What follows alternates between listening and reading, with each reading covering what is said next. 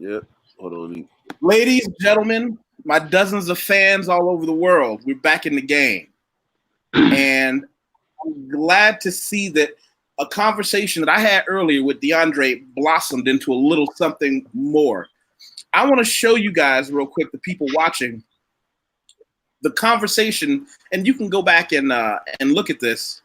We were talking about Tokyo, Japan, then and now, right? And that's when the Green Machine, towards the end of the conversation, started having a chat with us about money. And I said, we've been on for a while talking about Japan. Let's discuss this later. Of course, Brian is one of those people whose way of thinking is just different enough from mine to offer a different perspective. Green Machine is new. Just DeAndre is also new to the family. He was on once before, friend of a friend. I'm glad to see the whole network growing of people that can have these deep, interesting conversations about issues and topics that we want to talk about, but you need to find the right venue. And these people are the right venue. These guys are the right guys. So what I'll say is, first, while everybody's introducing themselves, I want everyone watching, make sure you click subscribe and the bell and then the all button and then the thumbs up. I remember when all you had to do was click subscribe. Take that 5 seconds to do that. The other thing I'll tell you is thank you, because I'm at 943 people. When I first started this channel, I thought it would be like a couple of my cousins and some of my buddies from the gym, some meatheads from the gym that would, and everybody seems to be enjoying it. Mm-hmm. So let's do this. Let's start with Brian, and then we'll work our way around. Tell everybody who you are and what makes you so awesome, and why Brian can't actually be too specific about what he does. Well, as Yusef already told you, I'm Brian, and I am a public servant. I work in a field where I look at people's ideas day in and day out. Sometimes they're new, sometimes they're not. But I have to make my own opinion about them and see, have this been done before? Has somebody else tried to do this before? And I'll leave it at that. Now listen, Brian, over next week, I need you to talk to the people in your mysterious organization and say, what can I say and what can't I say? Because you have an interesting thing you do that nobody can ask you about because we don't want to get anybody in trouble, but you got to find out what you can say. Yeah, I know. I that magical thing called time, it just never seems to be enough of it. Hey, and don't just ask Shar. She's been popping in and out, and she's got the door is always open for her as well. Hey, young lady. DeAndre. What I do is I do marketing, entertainment, and stuff like that in Japan. Some of the stuff it's on my channel. I did some shows and concerts, semi-concert vlogs, nightlife stuff. The first big thing I did was work backstage with Jay-Z doing a big concert over here in Japan. Met them, Beyonce, and stuff like that. Then I do a lot of travel vlogs and stuff because my business took off. So I got to sign a lot of NDAs, non-disclosure agreements, so I can't really show that now. So just to keep my content up, I do that. But when it comes to entertainment or just general traveling, I've been, because of the military, I've crossed the equator 4 times on both hemispheres, and I've been to been to 6 continents. So, yeah. So I've actually been more places in the world than I've been in the States. That's always a good thing. Thanks for popping up. Yeah. And Cool Jet, do me a favor. Make sure you share this somewhere. Share it on your Twitter or your Facebook. Let everybody know so that we can have even more interesting folks on to chat with us. And let's go. All right. Now, listen, Green Machine, I waited last for you, not just so you can introduce yourself, but I want to hear the observation you made that brought this conversation about. Just basically, it mostly came from my mindset. I kind of got my head out of my butt around 27 as I was driving tractor trailer, and I just wanted to make a change in my life and just trying to figure out ways to do it. Well, let me back up. You were driving tractor trailer, right? Which is a very noble job. I mean, most people don't know food didn't get into your apartments and your houses by airplane. There is no airdrop of food. Some dude in a truck brought it. Yeah, right. Yeah. You are the kings of the road, buddy. Hey, a lot of people don't know. Very lucrative business. I'll tell you guys something interesting. Sao Paulo, Brazil had a trucker strike. And what I said is, I don't know what they're protesting over, but I will always support some regular ass blue collar truck driver, because no matter what he's asking for, it's not crazy. I've never seen a truck driver with a gold diamond grill, driving his Bentley after he got done driving. Whatever they were asking for, give it to them. I don't even speak Portuguese well enough to listen to their political arguments. That is probably most likely. Usually, blue collar workers are usually they're usually protesting, usually unionizing a certain thing as far as benefits like security, health insurance, because they work long hours. Truck drivers are known to have lower extremity injuries just sitting there for long periods of time, with circulation. Back problems. It's always the back problem because your body's vibrating. There's another brother. His name is Maximum Black, and he owns his own trucking company. So he's out here on YouTube. So I hear from him a lot of stuff, and just people in my family that were long distance drivers, like Greyhound bus drivers and stuff like that. So if they're protesting, it's usually something on basic, and then if you get out into the rural areas of these third world countries, your truck might get jacked for whatever in it, and then you got to be liable for it. Like, yeah. Oh, wow. I'm glad you said that, because I just came across a driver actually yesterday, and he was pretty much stating to me that he had to go from the United States into Mexico, down to Mexico City. I guess he delivered his load or picked up a load. I'm not sure which one, but either way, he was down there, and he had to take a break on the way back up to America.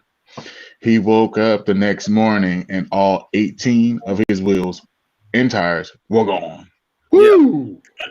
Yeah. That's like something fierce right there. And it falls on him, not covered by liability of the company he's working. Oh, wow. Yeah, they were more or less like, yeah, you're gonna have to pay for this. And he's like, no, I'm not. Like, you sent me down here. I did my job. Right. Well, you didn't feel somebody taking the tires up. He was like, well, obviously they had to been using hand tools. And I was just in awe of the ingenuity. Listen. Hey, Ayana. Oh, yeah. And then on top of that, he's paid to be a driver, not security. Right. If you saw a man coming with a tire iron to your car, I don't know about you, but as many Brazilian Jiu-Jitsu matches I've had, as much amateur boxing I've done, if a bunch of guys with tire irons come up and say, give it up, here's my wallet, sir. I hope it is to your liking. Yeah. And I'm like, and most likely, guns are the great equalizer of the modern era. I'm not gonna get shot, nor am I gonna murder somebody over stuff. Yeah, stuff is replaceable. True. My first instinct, I'm gonna hide in my closet safe room with my gun. I'm gonna leave all my valuables out there because it's stuff. But let's back up. Brother Lawrence, who's gearing up to be one of the stronger men in the room, inside joke. Tell them who you are, what you do. Well, my name is Lawrence. I work for the U.S. federal government. I was a chemist for many, many years, and now I work in communications. Right on. So, Green Machine, what you said about wealth and class, can you give us that statement again? Off the top of my head, I cannot remember what I said, but I can vaguely remember that I said that I'm going to be working hard to try to change my family's future and class. Now, what do you do now? Because you said you were a trucker then. What do you do now? Well, I still drive, but I drive more locally.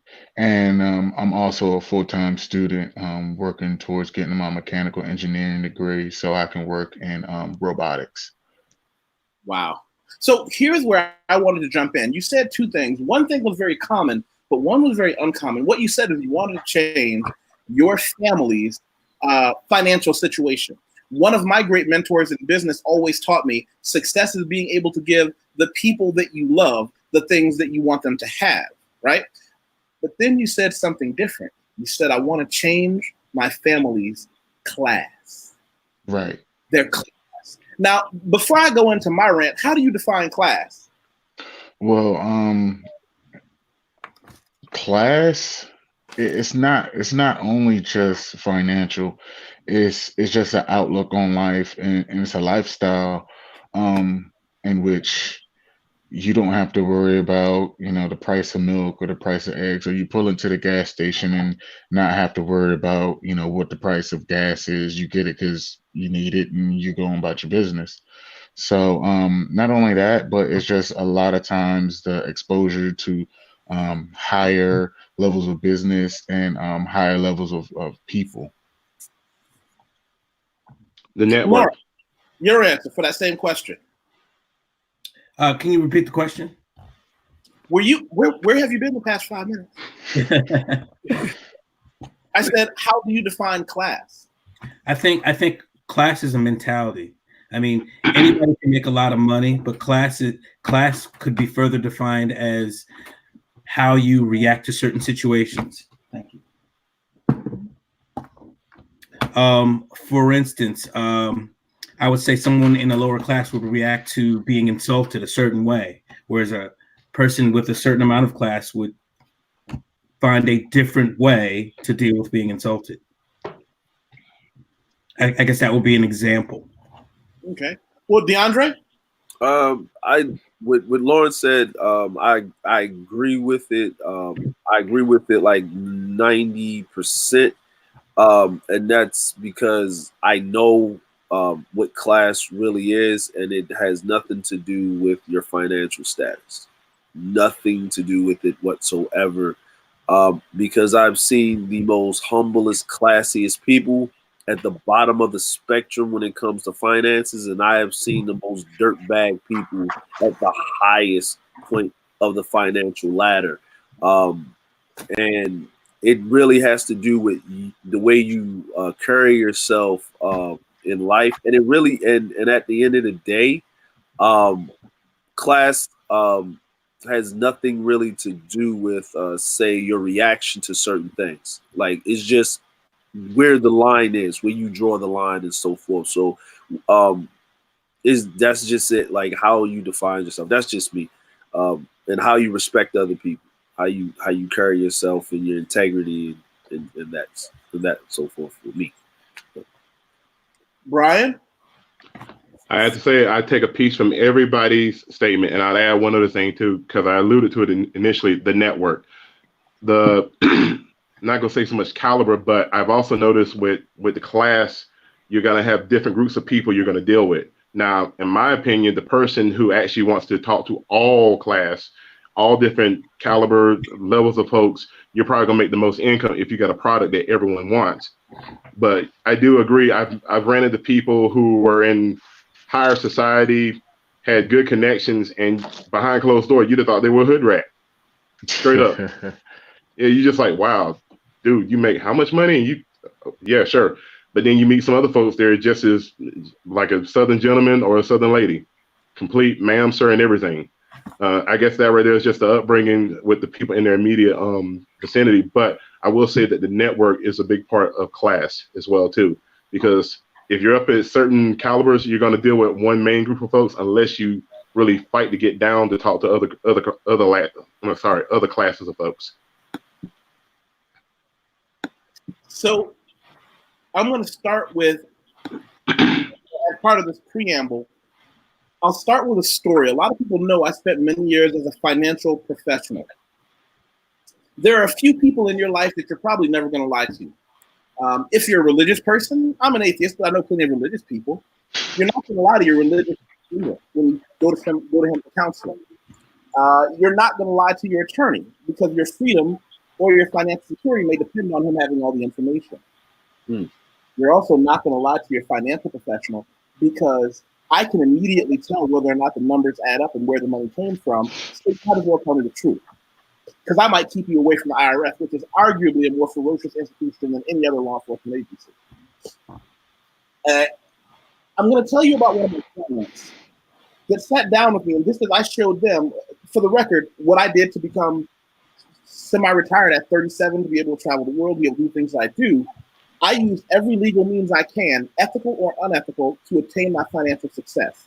I had clients all over the spectrum, but I learned quite a bit from my very wealthy clients who had, and this is how I define wealth, by the way. Do you have 6 months of expenses saved up, liquid? No matter how your lifestyle goes, I don't care if you drive a 20-year-old motorcycle or a brand new Mercedes, can you maintain your lifestyle without taking any loans and no reduction in lifestyle? That means if you go to the movies every day, you still do it every day for 6 months. Can you put away before taxes 10% of your income every time you get paid? That's how I manage success. And one of the things that they would talk to me about is how they dealt with the society of their money. Because one of my mentors told me, he said, one of the things that I'm going to struggle with in the beginning is because of my salary, I was going to jump levels of class very quickly, and I didn't understand what he meant. It's a jarring experience to sit around someone who will say, well, let me tell you something about why you should never try to get into my class. He said, always try to have the money, never fight for class. I said, okay, give me an example of why you say that. He says, we will never let you in. Really, why not? This is the example he gave me. He looked me in the eye and says, Wateef, hold on, let me get a close-up for this one. He said, what? You see that gap in your teeth? I said, yeah, everybody on my mother's side of the family has one. He said, no matter how much money you have, I know that your family didn't have enough money to get you dental surgery when you were 10 years old, which means you're not in the same class I am, even though you're in the same financial bracket, and we're going to keep you out. Because if you get into our class range, you will immediately have more sympathy for the people who worked their way up the financial ladder and who weren't born where we were than you will siding with us, the people who already have. We know that no matter how much money you have, you'll never have anything in common with me because you fought for your money and I'm maintaining the wealth that my great-great-grandfather, then my great-grandfather, then my grandfather, and then my father had. The amount of detail that he paid attention, that should have caught you off guard too. Like, wow, he was actually looking at that. No, Or if you're looking for it. He said, I can immediately tell, no matter how well you dress, that you weren't born into the same class I was, so I'm going to make sure we never let you in. And it's not personal. I'm telling you, we make fun of people. This is me professionally. This was me a day in my office. And for the record, none of you wanted to ever meet that guy. That guy, I'm going to take all your clients away from you. I'm going to make sure your friends and your cousins don't loan anybody any more money because they're putting it away. I was a monster back then. Now I can just have a silly mustache and run my own companies. I'll tell you, he taught me chase money, not class. You're either born into it or you're not. And the only people who think they've achieved class are the ones that they make fun of. So do you really think we let people who weren't born where we were born? And he said, here's how we also tell class.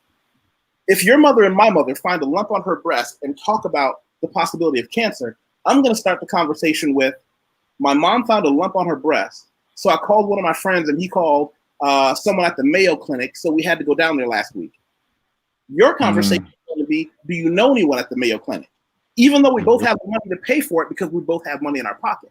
Yeah. I'm going to know you're not where I am, and it doesn't benefit my family or any of the families I grew up with to ever let you in. That's the network part. Yeah. They know each other.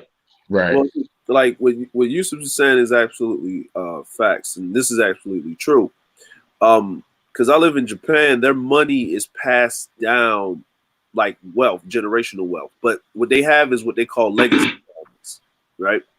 Legacy families are basically, this is how business works. Yusef runs his business. I run my business. Day-to-day operations. I'm up, I'm here, I'm there. Yusef, it's like 6 a.m. Yusef asked me, could I be on the live stream 5 hours from now? My reply to him was, money don't sleep. Because I have to be on whatever's in the market is making money, and my client, I have to be on their time. Now, when you're part of a legacy family, you don't run your company. You go to your bank account, you check it. If it's light, you call your secretary. Your secretary then tell you, oh, let me call the accountant manager. Oh, this business was doing bad that month. Oh, really? How long has this been going on? Well, like Yusef said, we've been mitigating you for 6 months, but then we had to bring it down. Oh, okay. Who's the manager in charge? Oh, such and such, such and such. I'm going to make a visit. No, don't do that. It's okay. We'll fix it. No, I'm going. You go, you walk in there unannounced. Everybody bows the head, like bending the knee, right? You walk in, you fire immediately, no remorse, right? Then when you fire and you look at the books, you don't have to look at the books because you already got the report when you walk through the front door. The next man up, that guy's gone. And the money that was missing comes out of his salary, or you get to sue his family. Guess what he does? He jumps in front of a train and kills himself. And you go to the funeral, you pay for the funeral, and walk out of the door. And the family thanks you for letting him die honorably. That's class. You will never get in that class because you don't even think like that, because you see everybody as a person and you don't see them as a number. Even your family members will be excommunicated, per se, from the church. Everything is for the greater good of the empire, right? If you don't have an amoral pragmatist mindset, then you will never be in that type of class. They're not saying that your decisions you can't build that type of wealth over time, but you would have to pick the best and the brightest. And sometimes you would actually have to have people marry into your family. Right? Can I use a term? And we say culling the weak. Every time you watch a drama movie, there's always a great family with this one kid who screws up and blah, blah, blah. And in reality, with those families, if this son refuses to get off heroin, refuses to get off cocaine, they just let him starve to death or OD. They're not going to take the chance that their grandchildren, their great-grandchildren aren't going to have this. It's not like in the movie they spend billions and billions on his rehab. They're like, clearly, you were that one fuck-up sperm. I love you. I hope you get better, but there's no chance you're going to in any way endanger what we built. Yeah. The weak link will be called out. Now, here's the crazy part about that, right? What they'll do next, because you married into the family, right? Your blood, because you're smart, right? Because they're not bringing in anybody that's stupid, right? Your blood is not going to be part of the main family. You'll be part of the branch family. So any of your descendants will be serving as the servants of the main family to keep them in line, to keep it going, right? So the only way that this can happen is if there's a coup. If one of the people in the family did not have any male heirs passing down the wealth through the males, right? And then they decided they're going to bless you because everybody is trash. So then what will happen is you will have to give up your namesake and take on the main family's namesake, and then they'll move it as such. They showed us a lot. They showed us a lot when you see a lot of kings where they don't have any male heirs, and then they'll get we call it the side chick, but the concubine or the concubine. Yeah. And then they'll get that male heir out of that person, and then that person will then take over the rank, and that person, and then the queen will adopt that child as the prince. Why? Because it wasn't a matter of anybody's feelings. It was, how do we make sure we have this for our next generation? Exactly. Make no mistake about it. It is a business. It's a business. This is a business. Why you think a generational business? Why do you think the Duchess Meghan Markle, she was brought in? She was brought in because their genes were dying. So you need the melanin gene to keep the genes going, so you can build that back up, right? Now, there's no way. I think we might be getting a little metaphysical. No. To keep it going, because the reality is, from choosing, first of all, if you come from white royalty, choosing anyone that is not white is like raising your hand saying, "I want out." Yeah, but that's the same thing with Princess Diana, right? You know what I'm saying? Princess Diana was a commoner, right? Wait, Diana was not black. She was no. She was a commoner, right? Princess Diana. She was a common white person. That's a totally different kettle of fish. Yeah, but here's the issue. Here's the issue, right? Is Princess Diana was a commoner, right? Right. Now, the thing is, if you look all through history, right, in Europe, all through history, right, you will always find a person. Like, people don't realize the King James version, King James was Black Irish. How did he get there? Because because his father, the first King James, married outside because they couldn't have any kids, right? Statistically, right? Europeans have a big problem with having male heirs. They have a big problem. If you look at statistically, they have a problem. It's in the science, there's chromosomes and stuff like that. They have a problem. We don't have that problem. People that have a darker skin complexion don't have that problem. Or it comes from that gene. Like in China, that whole killing of the little girls and all of that other stuff or whatever is coming to bite them in the ass, right? They're not having enough women. They're having too many men, right? Why? Because they have that Manchurian blood from the Khan dynasty that's running through, right? Because that makes up most of their population, right? If you look now, men in Western society, especially in the United States, women outnumber men, especially on the black side. And that's because, of policies and stuff that kind of suppressed us a lot. But if you look at it, women outnumber men, right? Wars don't help. A lot of stuff doesn't help. But if you look on the other side, right? If you go into Europe, right, the women really outnumber the men, really outnumber the men. And if you look at how many wars they've been in, because most of the wars that have been fought over the past, I say 20, 30 years, has actually been the United States mainly supplying most of the bodies for those wars, right? You know what I'm saying? So Europe, other than after World War II, they ain't really been in any wars like that. But their female population has ballooned, right? Ballooned ridiculously. So that's why they do that a lot, because a lot of royalty, they marry within their same bloodline, right? And what does that do is, why is incest against the law, right? Because you get retardation, you get birth defects because you're dealing with that was unique to Europe. No. I'm saying like it was unique to Europe because they would really practice that. Actually, in Japan, they practice it a lot. It's a lot of you probably didn't pay attention a little bit, but when you were in Japan, Yusef, you probably saw there was a lot of people with birth defects. A lot. You see a lot of people who have mental retardation. Their legs were like they're always walking weird. Their legs were messed up. They had these weird issues, but you just like, okay, whatever. But it was in high concentration. Why is that? Because they're homogeneous. If you keep marrying and procreating with the same gene pool, the genes keep dividing itself. Now the issue is when you're talking about you're talking about the people that are darker or more melanated, right? And I'll take the Indians, right? The people from India, right? If you look at the darker Indians, they make up majority of the population of India. Well, hold on. Let me do something real quick, and I'm going to come back to you. I also want to get some other feedback. First, I'm going to go with the Sagan standard, the Carl Sagan standard, that extraordinary claims require extraordinary evidence.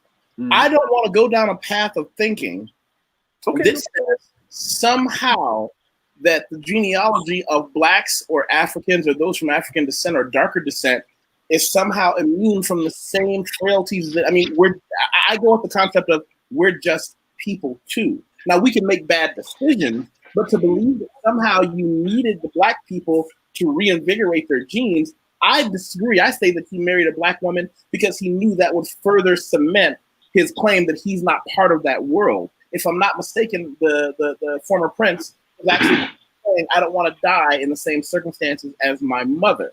So that's what he said. And saying, I'm going to marry a black woman, there is no faster way to effectively get yourself ostracized from, though inbred, royalty. Am I making sense? Yeah. That's what he said. But the reason, think about it, he can't marry anybody that the queen doesn't deem necessary for him to marry. Well, wasn't her dad some type of connected to them anyway? Nah. Just like his brother, forgot his wife, the Duchess of Cambridge. Kate, I think. Right. just like their mother, right? The queen has to give the okay. The royal court totally has to give the okay, right? There was plenty of times the queen could have said no. There's a reason why she allowed that to happen up until the point, right? Now, the thing is after he got all the pressure, because like you said, Yusuf, earlier, right? No matter what you do or how you try to act, you're not what? You're not a One of part of us. this class, right? Yeah. Right? You're not a part of this class. And here's the thing. She was all ready to be a princess until she had to put in that princess work. Right? Now, you can tell that he really loved her because what did he do? He decided to leave with her. So he actually loved her. He didn't do what his father did and let Princess Diana go over there. Well, I also thought that had something to do with that whole Brexit thing, and they're trying to get the old crew back together, their old colonies. Let's not get buried in the weeds Yeah. of down Brexit. Yeah. This is like, but that's a whole different avenue for us to go down. I'd like for us to go back towards that main path and start to divert that river and ask, how can we begin to establish, or rather, should we? And by we, I mean folks that look like us, just regular black people. Right? Should we focus less on class and more on simply fundamental financial stability? I would say financial stability without with black people getting finances is not as hard as we make it out to be, right? But just focusing on finances without an actual end goal, right? So let me give you an example, right? You get your finances. You have your finances, right? That's it. You pass it down to your kids. You teach them how to do it and so forth, right? But if you're not getting your finances and you're not like, we're here networking, right? So let's just put it like here. I have my family, right? Me and Yusef are friends. Brian here, Green Machine, Lawrence is here, right? I have, say I'm in entertainment and everybody has their different avenues, right? You just talked about it earlier. Hey, I got a friend at the Mayo Clinic that can get that lump out of your breast, right? You know, get you on a good chemo, right? Now, you know, when you talk about the two mothers talking, that's called a network. You have to build your finances to accumulate power. You accumulate power. Now you depict who's in the class system. Just like the talented 10th, right? You know, when you talk about Black Wall Street and things like that, or the Black Well, hold on. Let's back up. First, I want you to define the talented 10th, but then I want to go to Brian, Green, and Lawrence for some of their feedback. Okay, the talented 10th is basically the upper echelon in the onset of Black Wall Street, the Oklahoma, you know, all the Black HSPUs that were made, you know, the Frederick Douglasses of the world, you know, you're talking about the great minds, the George Washington Carvers, the inventors, all of these people that were world renowned as Black people, right? These were called the talented 10th, right? And they amassed wealth and they amassed power, right, at that time. So here's where we're going to break off. Before we go to Brian and Lawrence and Green, I'm going to show you guys something. When we hear W.E.B. Du Bois, who was a great mind, talk about the talented 10th, we have to remember that 10% was not representative of the spectrum of Black people. What he essentially was enforcing was colorism, because if you notice, the talented 10th are all extraordinarily light Black people.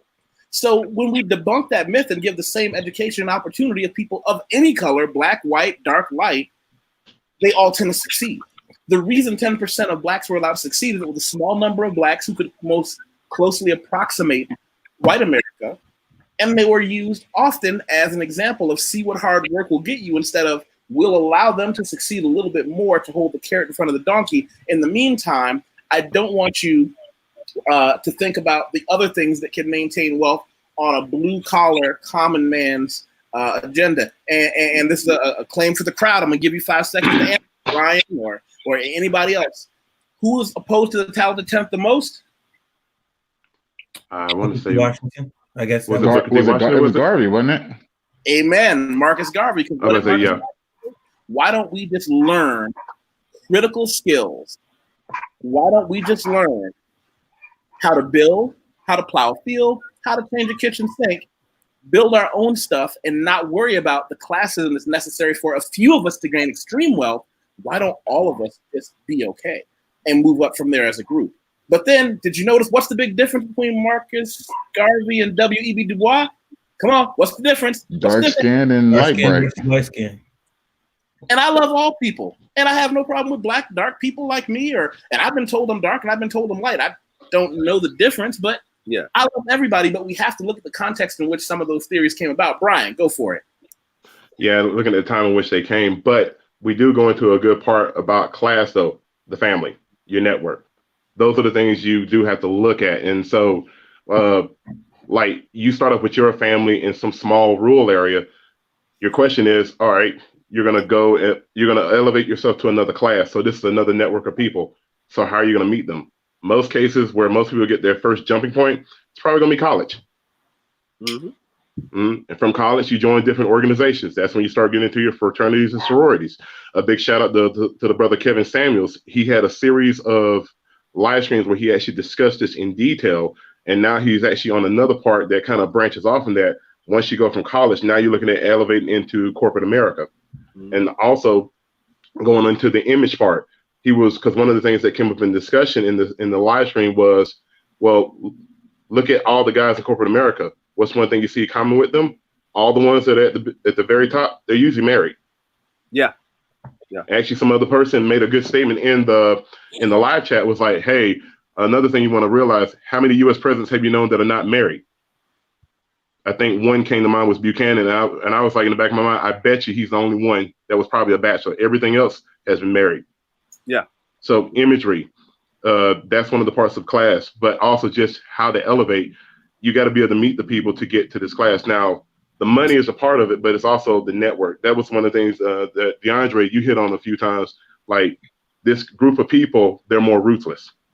They're different from the hardworking folks that literally just actually feel sympathy for people. The ones at the top, no, it's the bottom line. How much money am I getting? I got a problem.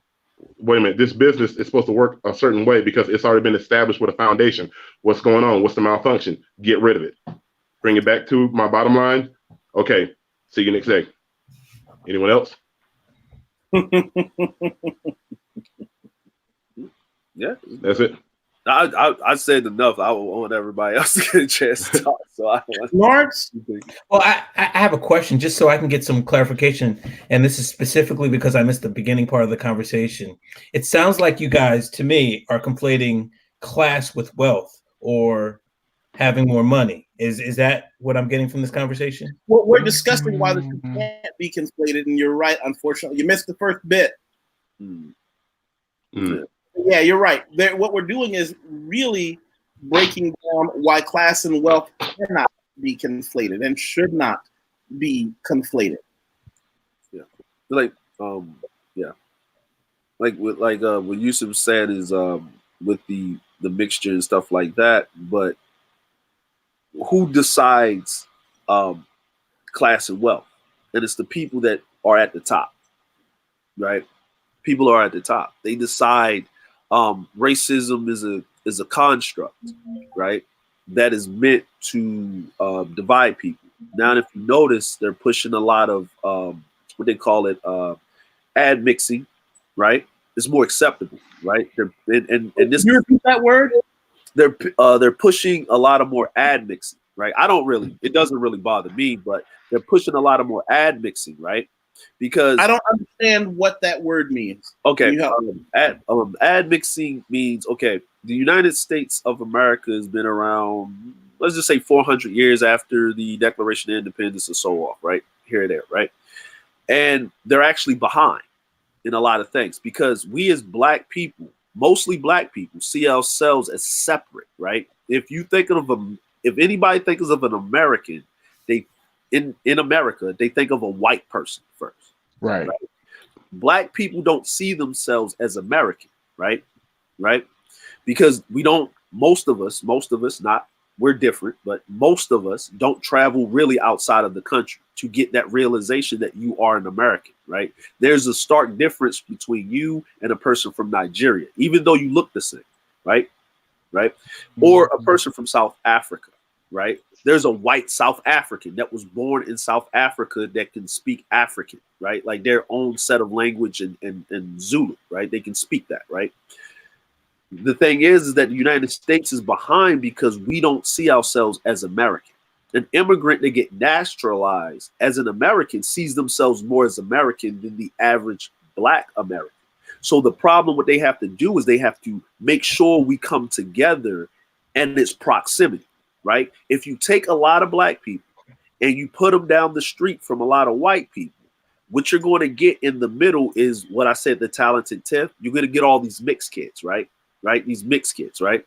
Now, what if you keep doing that over time? Now, you don't see yourself as Black or white.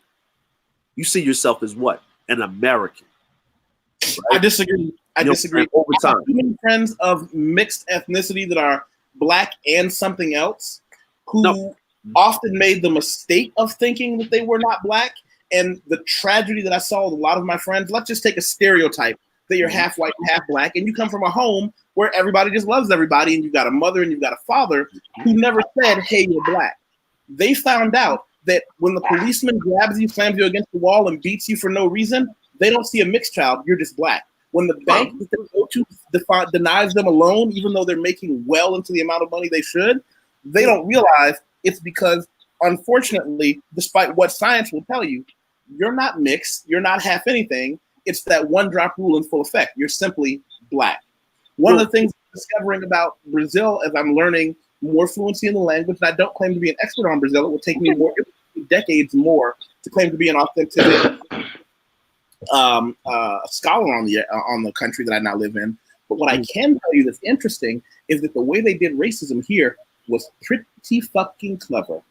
Because what they did is in the United States, you were either white or Black. You were either Black or not.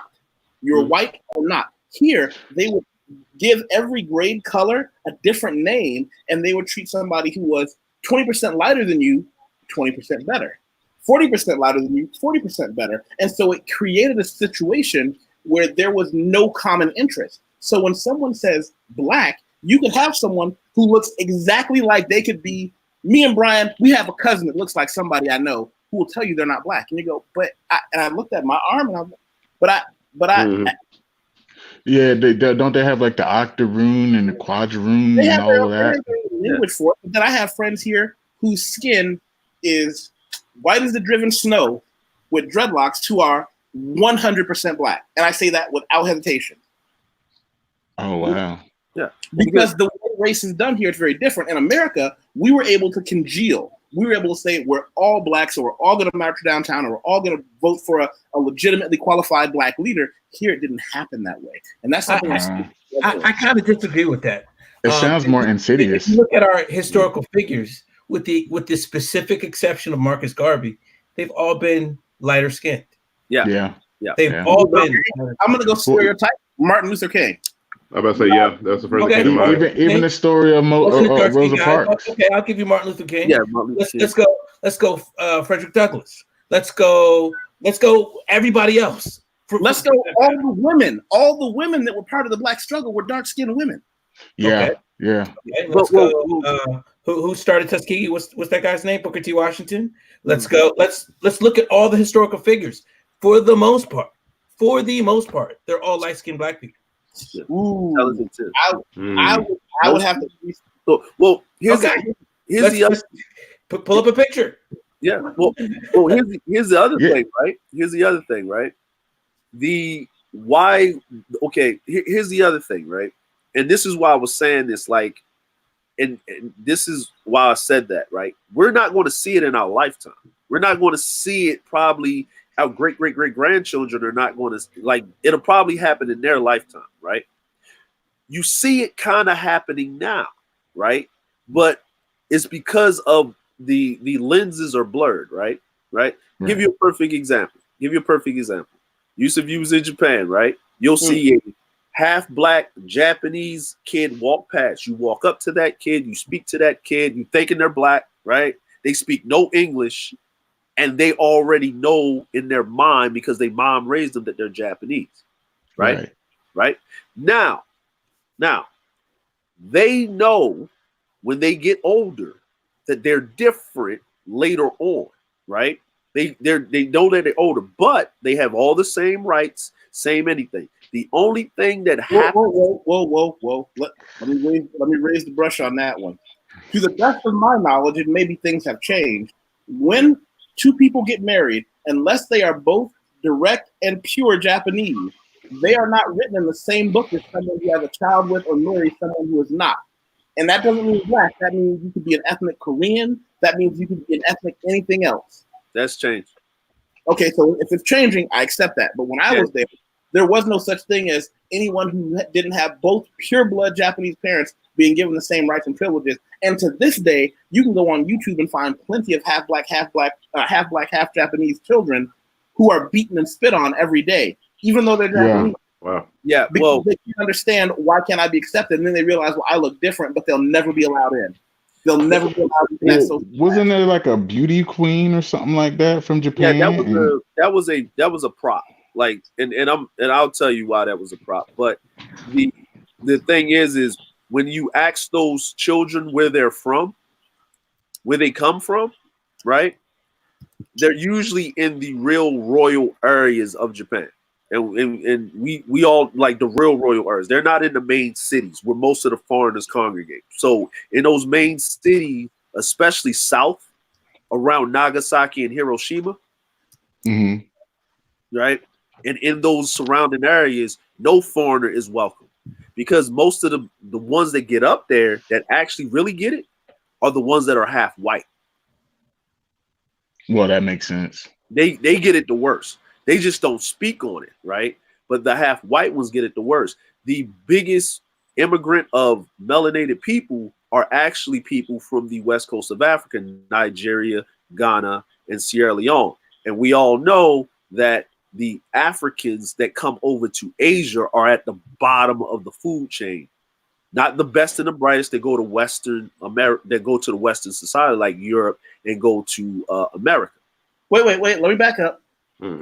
So you're saying that Japan will allow what American immigration officials would be a B or C level immigrant into Japan? D, because guess what? You didn't when you came to Japan, you got a work visa, right? But you didn't never know the cost of the work visa. I'm gonna tell you the cost of your work visa. Your work visa when you came over was $100. My marriage visa was $60. You know how much it is for a visa for an immigrant in the States? $3,000 per person. That makes sense because it's going to be the families that have the finances to come to send you over to Western countries and stuff like that. You know how much a visa in Thailand, Singapore, Korea, any of those places? $30. $30. And what do? They get over. It's called the African 5-year plan in Asia. They get over, they go to the club. They don't even got a real passport. They pay money to get a fake passport with a fake identity. Even if they get deported, they can come back within a month, right? So then they come over because they can't fly directly over. They got to go to Dubai. That's where they get the passport from, because you can't fly directly over to Asia. You have to fly through Dubai and then come over from West Africa. If you come from East Africa, you can fly completely over because they got rules and stuff that they treaties. Now, when they get over here, they find the skinniest, brawniest, or the fattest, ugliest looking Japanese chick they can find, but they make sure she has money, right? They make sure she's the oldest in her family and she has money. They marry so this chick. They start playing the gigolo game. Yeah, but they marry this chick, right? They get the money, right? They work this job. They play the nice husband. Then they open up a business. They open up a business. They get a permanent visa in 5 years, right? They make sure they have kids with this woman, right? So now she can't kick them out of the country because guess what? They changed the law back in 2008 where a permanent resident can now own property in Japan. So anchor babies, basically. Yes. Yeah, this sounds like an anchor. Yeah. So, but Do you then want to hold on, Brother Green? Do you want to explain anchor baby to the people? Yeah, go To some people, it's a derogatory term. For me, I'm still deciding if it's derogatory or not because of the context that I have in life. So, can you explain that to them? I mean, as I understand it, I don't know what the actual real term for it is. Is it somebody who comes into a different country or area where they're, I guess, not born in, and they tend to have children with the locals or have their children from their country in the country in which they're trying to stay in, which is often the situation with our Hispanic brethren who come to America from South America. Yeah. That's because of the law is if they have a child, even if they pregnant, if they have a child and the child is born in America, they become an instant citizen. So the parent can then seek citizenship through the child because the child is an American citizen, right? Just like my son, right? He has 3 nationalities: Japanese, British, and American. Because his mom is half British and she's half Japanese. So she has a dual citizenship. So since I'm American, he has 3. He has 3. Andre, He got the hookup. Yeah. You have to have an anchor babies. My goodness, my Yeah, friend. no, it's just. But Go ahead, Brian. here's one thing about that though. That's 3 different areas. If he learns how to make his own business, that's 3 different countries he can form incomes. He has in my opinion, he has the highest earning potential. Exactly. And here's the other issue. Here's the first thing that I made sure. My wife, she makes about $600-700 a day translating, just talking. Yep. And that's just English to Japanese. She can speak Spanish fluently. So she speaks English, Japanese, and Spanish. Right now, she's in England, right? She's on a tour right now. Now, she didn't realize how good it was for her to speak Spanish until she went to Italy. She was kind of scared. And I said, just speak Spanish. She said, what? Speak Spanish. They don't understand you. You don't understand them. And when she got to Italy, she was just speaking Spanish and they understood her perfectly and she understood them. There was some things, nuances here and there, but she got it because the languages are close. Now, how would I know that? Oh, because I went to Italy. You traveled to Spain. And then, when you traveled and stuff like that. But my son speaks English and he speaks Japanese. Now, guess what? What's going to blow up in the next 10 years? The Japanese market, because the Olympics, right? So now, even if he didn't want his own business, he knows the culture because he can speak, read the language. He understands the culture because he was raised in it. Then he's going to understand the westernized culture. He bridges that together, automatic 6 figures. Off rep. Something just dawned on me, DeAndre. You're in Japan, and do you not realize that you're in a perfect position for what's going on over here in America as far as the car culture? Yeah, I do, but there's a problem with that. For you to ship a car back to America, it has to be at least 10 years old, and then it has to pass a whole bunch of inspections, right? So the glass in Japan is not double pane. And it's not set up for 60-mile-an-hour collisions. It's only set up because they're in kilometers, right? So if I go on the road, I can only drive at 110 kilometers an hour, right? Over that's the speed limit. That's about like 55, 60, right? Where in America, 70, 75 is really the norm of people just commuting on the highway, right? Side panels and all of that. So that's why, and then you would have to take certain stuff out. Like if I was to send a Skyline back, right, I would have to take the engine out, the chip, everything else. Why would I do that when I can just send it to England? Then I ain't got to worry about it. That's true, but I mean, the thing about it over here is it's actually 25 years. So we're getting ready to get the R33s.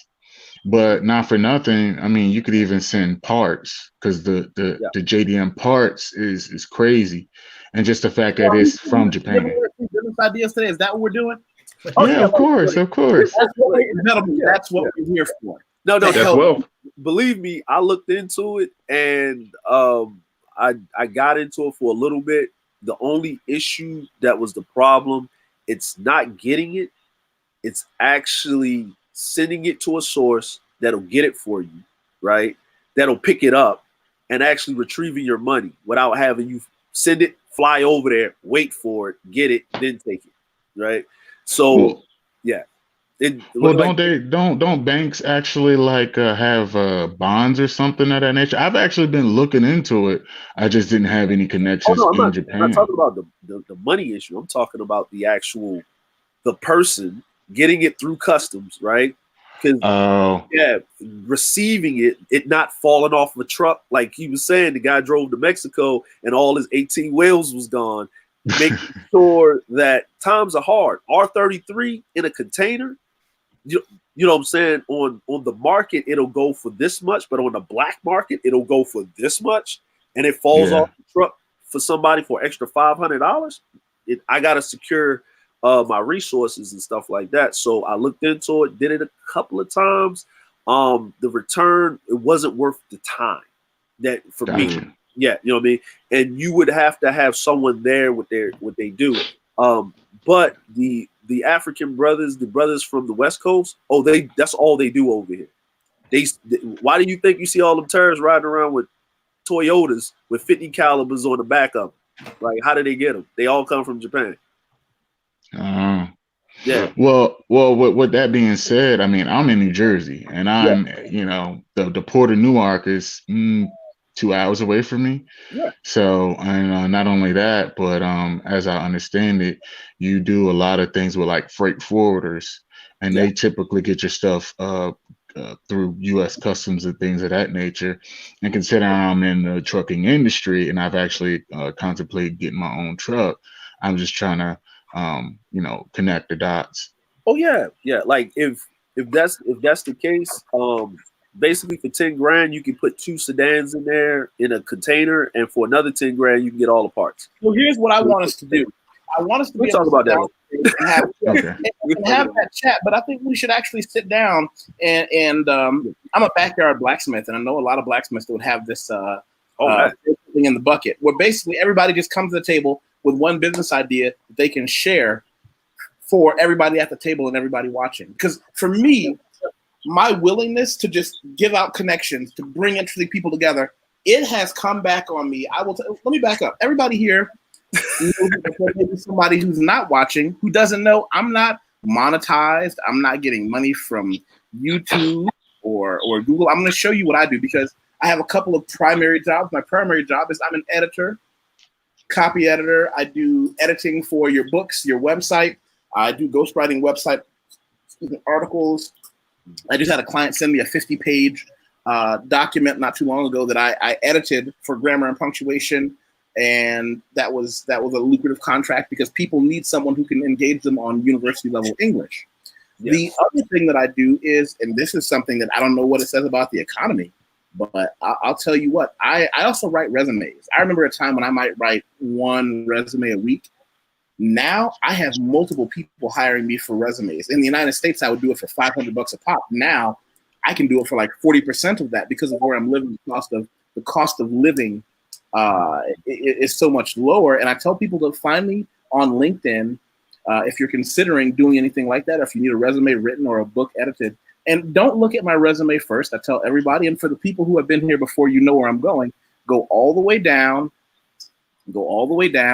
to the section called recommendations. This is where other business professionals give a testimony as to my level of professionalism, punctuality, and ability. This is where they talk about how good I am at what I do. Go back up later and see what it is that I do. But first, I can ride my name and reputation across all 7 continents back and forth again because my name is the only thing I ever really have, and that's something I've protected. So if you need anything I do, that's great. As we say always on the show, like, share, subscribe, click the show more. I've got PayPal and Bitcoin, and that's where I'll go with that. But I want us to have a show one day where what we can do is do a business incubator roundtable, and everybody just come with an idea that says, here's an idea that will make money. I can't necessarily do it myself right now, but here we go. I can contribute it. Again, that goes to the network. that's Yeah, building building it. the network. That's and you know, and that's building. I'm like I'm all about. I've seen people with money, with no reputation to do anything with it because they have the wealth, right? But they don't have the class, right? Right. And what I've learned about the power structure or reputation, like Yusef said, your name, your reputation, right? Okay. I have investors, people that invest money, right? When they want to go out for a good time, right? They call me up. When a certain artist comes in and that's their favorite artist, they call me up. And guess what? I take them to the club. Now they already know they got to pay, but they couldn't even get into this club with this artist, even if they had all the money in the world, because it doesn't matter who are you, Exactly. right? Like that movie, The Night at the Roxbury, actually taught you about reputation, right? Remember, they were rich, right? It was a joke. They were rich, but they could never get inside the club. Every night they tried to get inside the club. Dudes were rich, couldn't get inside the club for nothing. You got people that got less money than them, way less money than them, and they were walking in the VIP. They were getting in the club, right?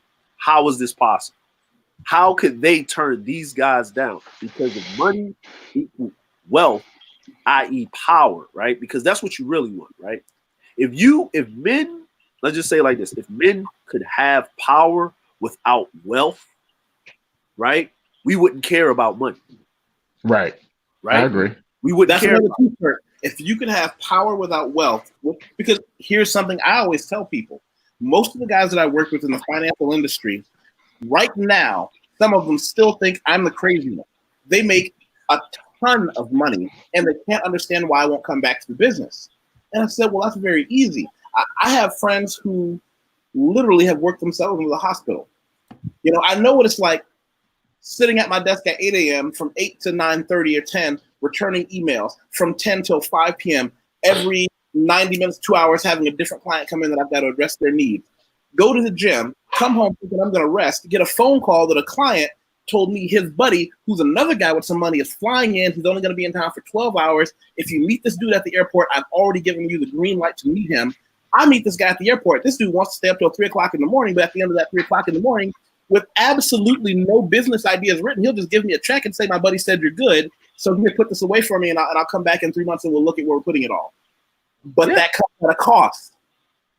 That comes at a cost to your health and your sanity. So the guys that are still doing that weigh 300 pounds, haven't seen their children, wife, nor side bitch in 6 months. Can't figure it's real.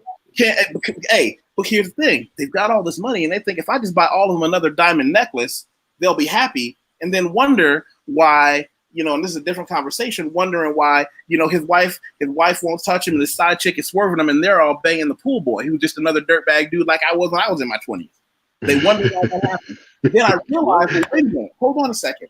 I don't need to be rich. All I need to do is be a little bit above the amount I need to live and consistently save a small percentage, right? Because it's not magic. I want to tell people, savings is not magic. A lot of people who are smarter than I am figured out that they can convince you that the concept of saving and investment is crazy and complicated. You'll just be poor.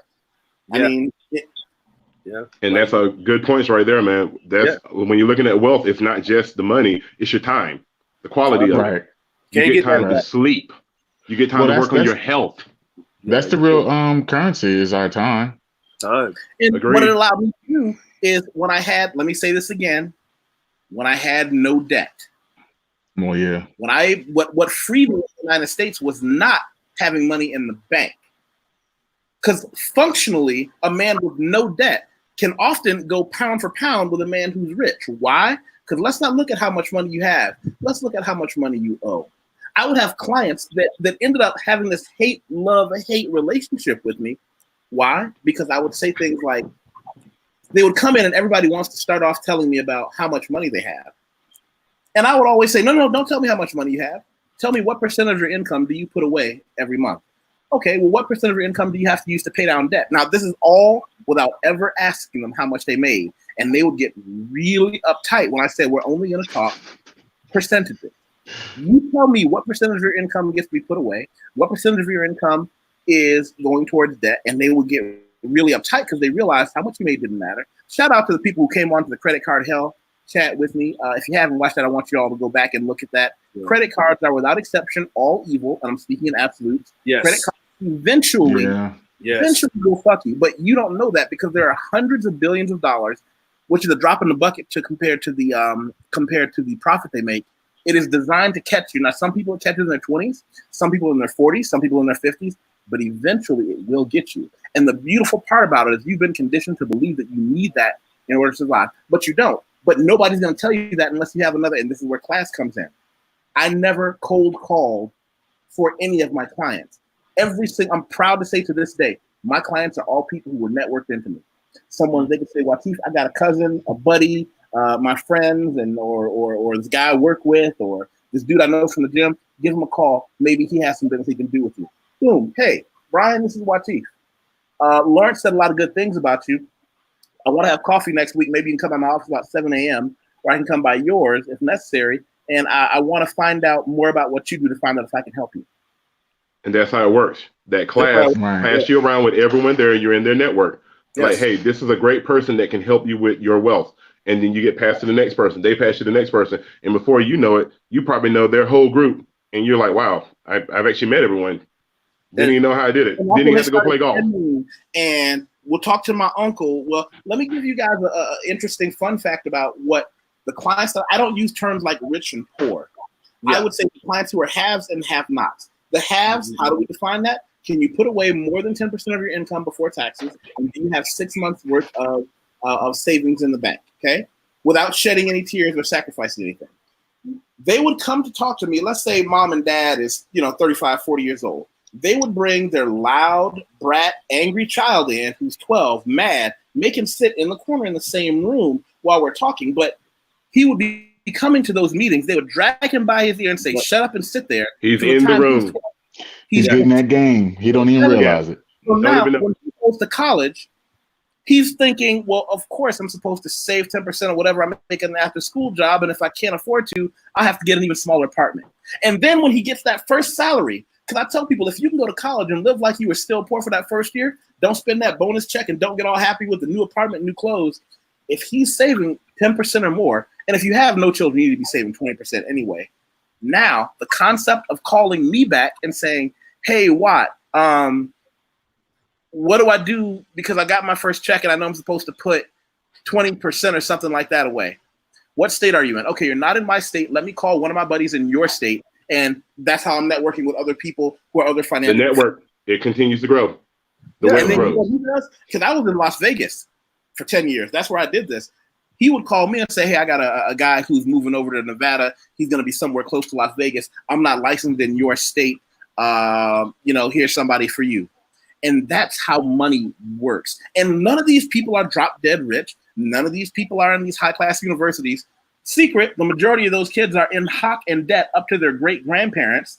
It'll be 30 years before they ever pay that off, but they're not going to tell you because they got a double PhD from a world-class university. Yeah.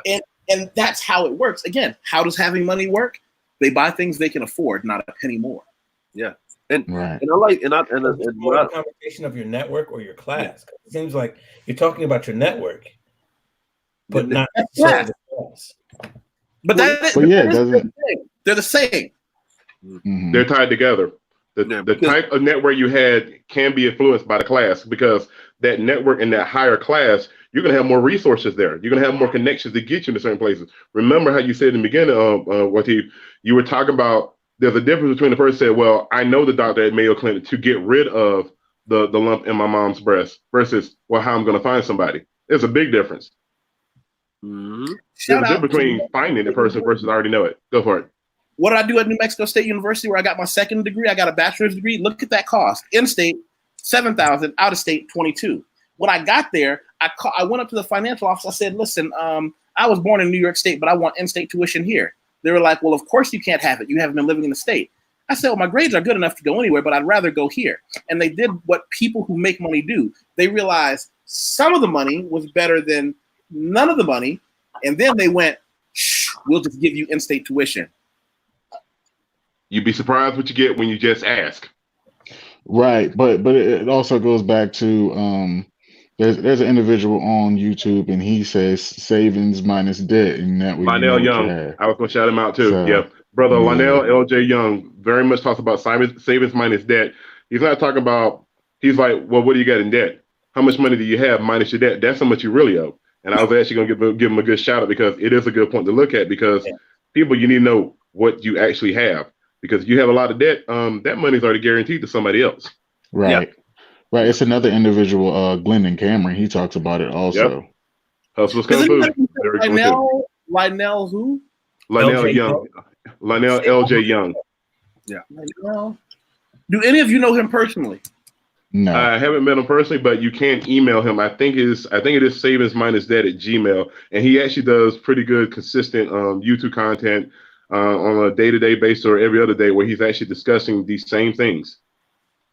I can't find him. I'll see if I can find him myself. I know I've listened to him earlier. Lonnell. Lonnell Young. Mm-hmm. Spelling it properly there, Yusef. No ebonics. No ebonics. Yeah, What yeah. year is it? Oh, here we go. Yeah, there you go. I don't know Yep, the guy, that's but him. I'm getting a shout out. So here's what I need you guys to do. I need somebody here to find somebody who actually knows him to say, hey, this guy, YusefWateef, would love to chat with you. Okay. Probably check out his about section and find his email, because I think he's actually done quite a few interviews, because the first time I actually heard of him was on O'Shea's discussion about debt. Oh yeah. And he has a lot of great discussion, because there was one good question. He was like, it's basic math. And somebody asked, I said, I wonder, are people dumbed down? He was like, well, if people actually knew math, you would get rid of a lot of drones and a lot of workers. That would really hurt your economy. And I was like, wow, Yeah. that's a really good way to look at it. It's a fifth grade math, actually. I mean, it's Mhm. very, very simple to think about. Mhm. I've kind of always known the concept, but you know, Putting it to practice sometimes can be the difference. Yeah. Right. Well, I don't know about you guys, but one of the people that's an older guy compared to us, Dave Ramsey. You guys know him? Yes. Yep. Yeah. Very well established. Very well established. And one of the things he does, he's not trying to make it complicated. It's all about, it's all about, and this is a video I give to people. Hold on a second.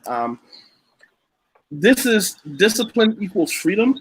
I don't know if you guys follow Jocko. Discipline. That's it. I've heard the name before, but I haven't heard any of his videos. Yeah, you need to go. Yes. Jocko. Well, I guess I had to add him to the lexicon. Mm-hmm.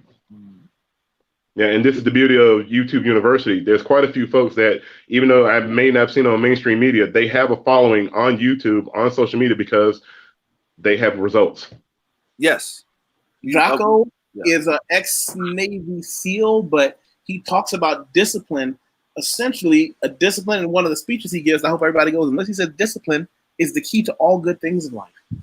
Yeah, I can see. There is nothing that you that. can't not have without discipline. I mean, for example, do you know the book? I don't know if you've heard the book that really put him on the map, called Extreme Ownership.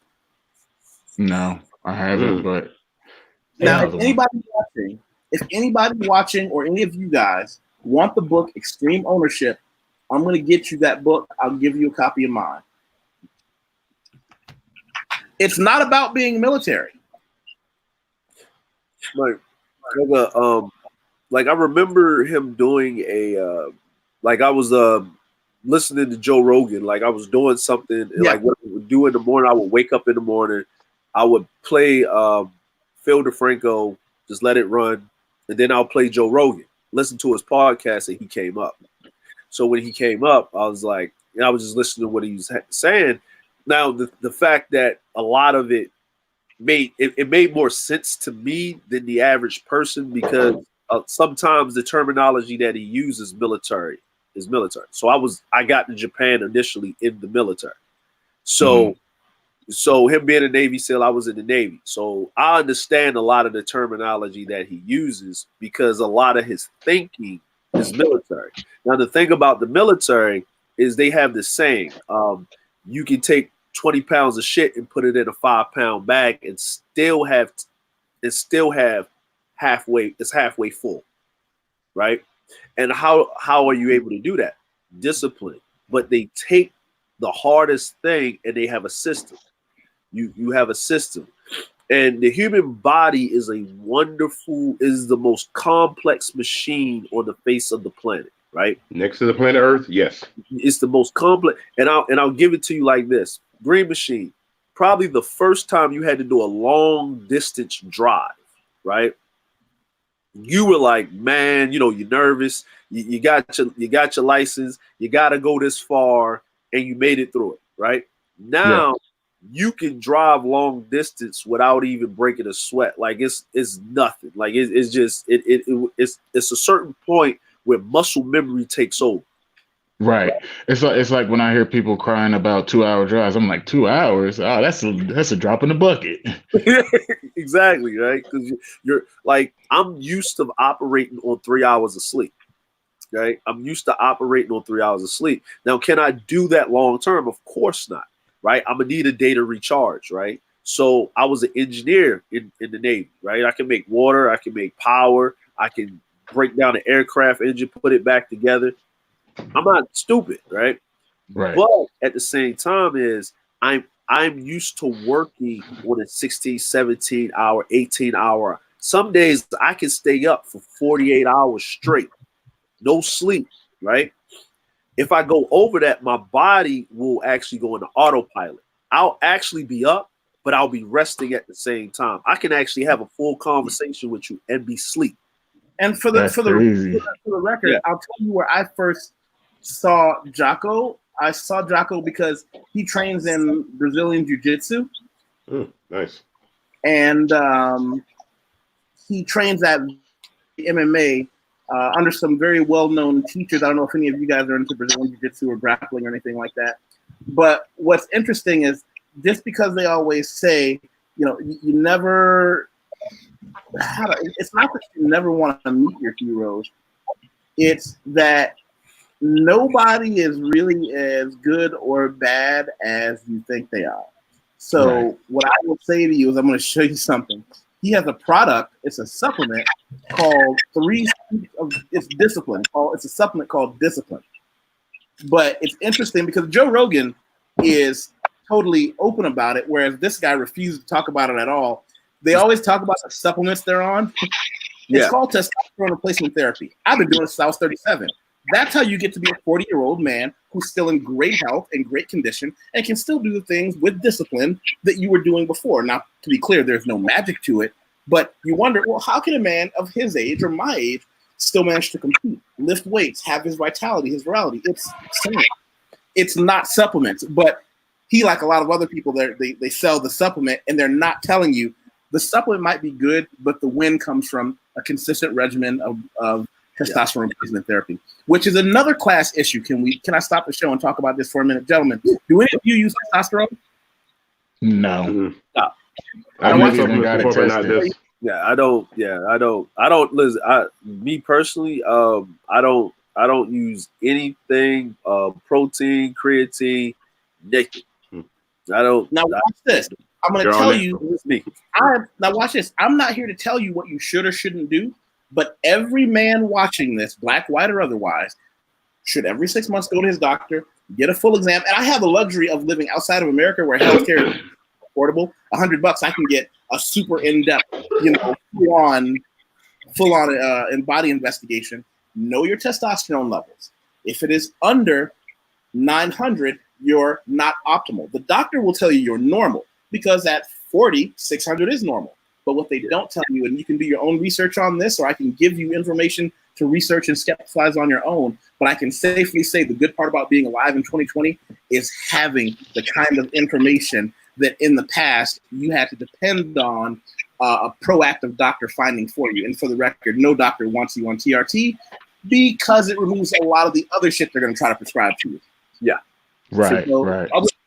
something else to look at. If anybody wants to watch this, I wrote an article on it on my YusefWateef.com.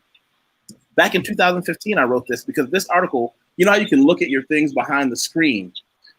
This article is one of the most popular articles I have with one of the fewest amounts of comments because everybody wants to say, oh, I would never. And then they read about it and find out and they immediately start doing it because it's actually safe and it works.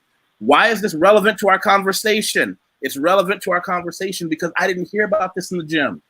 I didn't learn about this in Brazilian Jiu-Jitsu gyms, even though most of the guys are using it. I didn't learn about this lifting weights in the gym, even though most of the people were using it. I learned this from the other financial professionals who were guys that were 60 years old, who were still coming into work every day with a smile, with a healthy outlook, and a healthy demeanor.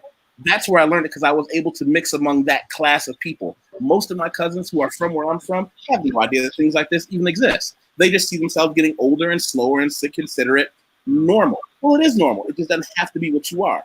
Just like dying of smallpox is normal until they figure out you don't have to. Yeah. That's a part of wealth that people miss. It is your health. That ties in with your time.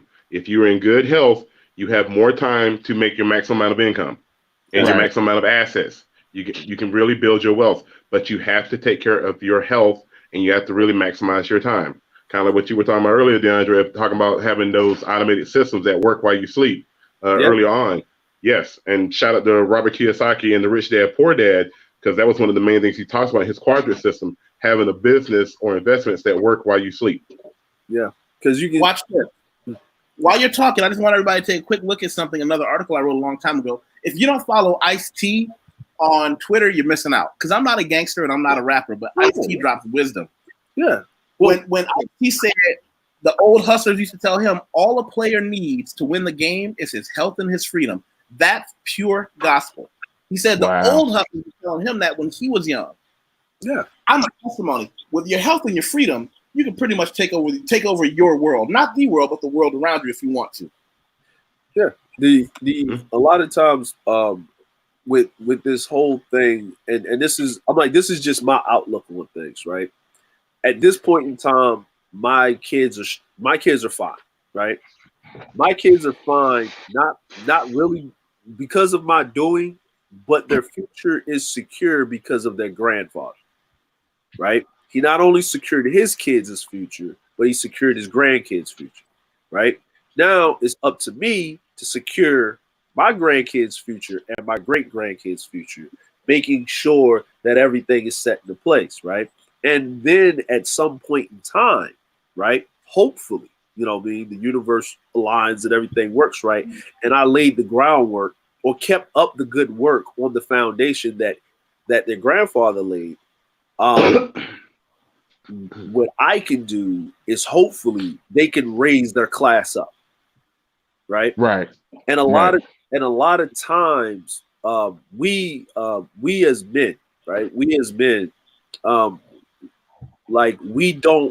we want it right now. We want everything right here because that's who we are as human beings, right? We're greedy, right? And greedy is not a bad thing, right? But in moderation, right? Because I'm saying it's a fine line between greed and being motivated and trying to get things and being successful, right? But with this whole thing with the whole class is if you have the power, you can go ahead and you can draw out your class, right? And as men is very important, right? The saying always speaks to me. Men conquer the environment. Women find a place to nest in it, right? Right. And as a job as a man, you're supposed to conquer it, right? Now, conquer the environment doesn't mean in your lifetime you will go to a place, cut down all the trees, and lay down the Taj Mahal, right? You have to at least cut down the trees and lay down a log cabin. It's the foundation, the beginning. But that's right, or just the foundation itself. Exactly. And the whole point is it's your land. And the only way to protect your land from another quote unquote man or competition on any scale, right? Just talking figuratively, is you have to amass enough power to combat those forces so you can protect what's yours. Then once you get yours, for you to build the Taj Mahal, you're going to have to expand. So you're going to be in somebody else's territory sooner or later. It's going to happen. Like Yusef said, I'm taking your clients, I'm taking this. You don't want to see me. Like, I do this with my friends all the time. When they say, hey, man, let's do business. I said, do you need help or you want to do business? And they said, no, I want to do business. And then I take them with me to see how I do business. They don't even ask me for help. And the reason is they're like, man, you're cutthroat. Like, you're talking to this man like you're not human. I said, because money ain't human. Listen, money ain't human.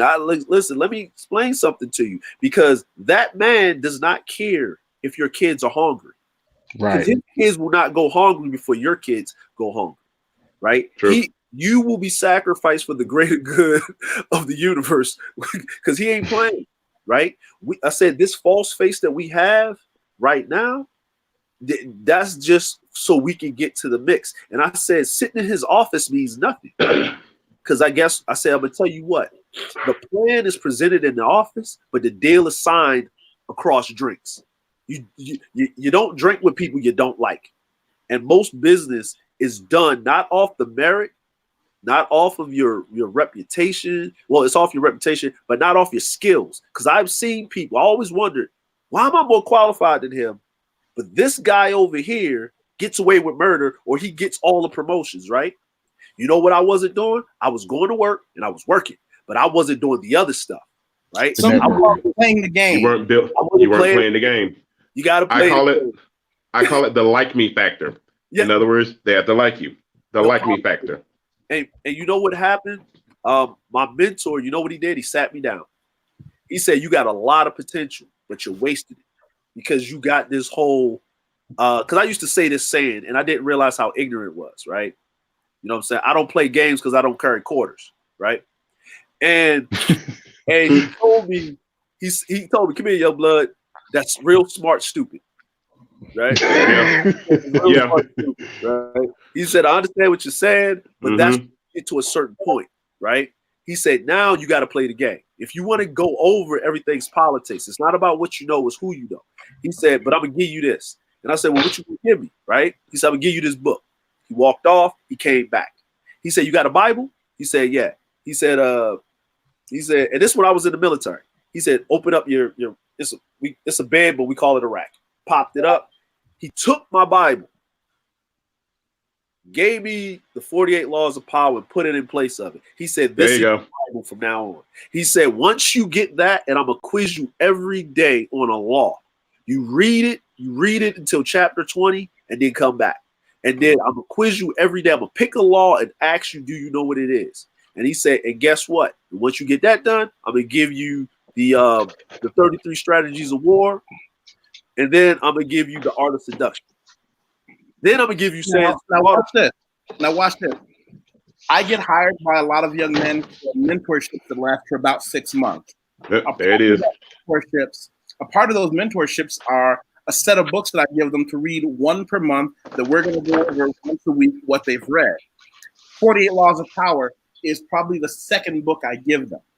That book, I'll tell you what, that book it will elevate wherever you're from, wherever you need to be, more effectively than probably anything you're reading, including any religious text. I don't want to call out any particular religious text. I'm telling you, this will get you, and a lot of people don't understand. They go, that book is all about, just how to get what you want. Yes. Yeah. Yes. It's called life. It's called reality. Yeah. Yes. And it's one of those things that the most successful men I know, there are a couple of books that they read over and over and over, and they give to their young mentors, to the people that they're looking at, and I'll give you something that I wrote about it. I wrote an article called Law Number 1, Never Outshine the Master. Mm-hmm. That man, that right there, that's the one. Lord knows. A lot of people, especially us as black people, right? You don't even got to read the rest of the book, really. You can just take that one law, apply it, and your life will be 50 times better in your workplace. You'll get all the promotions you need to get. You'll understand the nuance, because we have this thing, right? We have this thing. Like I went and read a clip, right, a transcript from one of Hitler's speeches, right? Right. Mhm.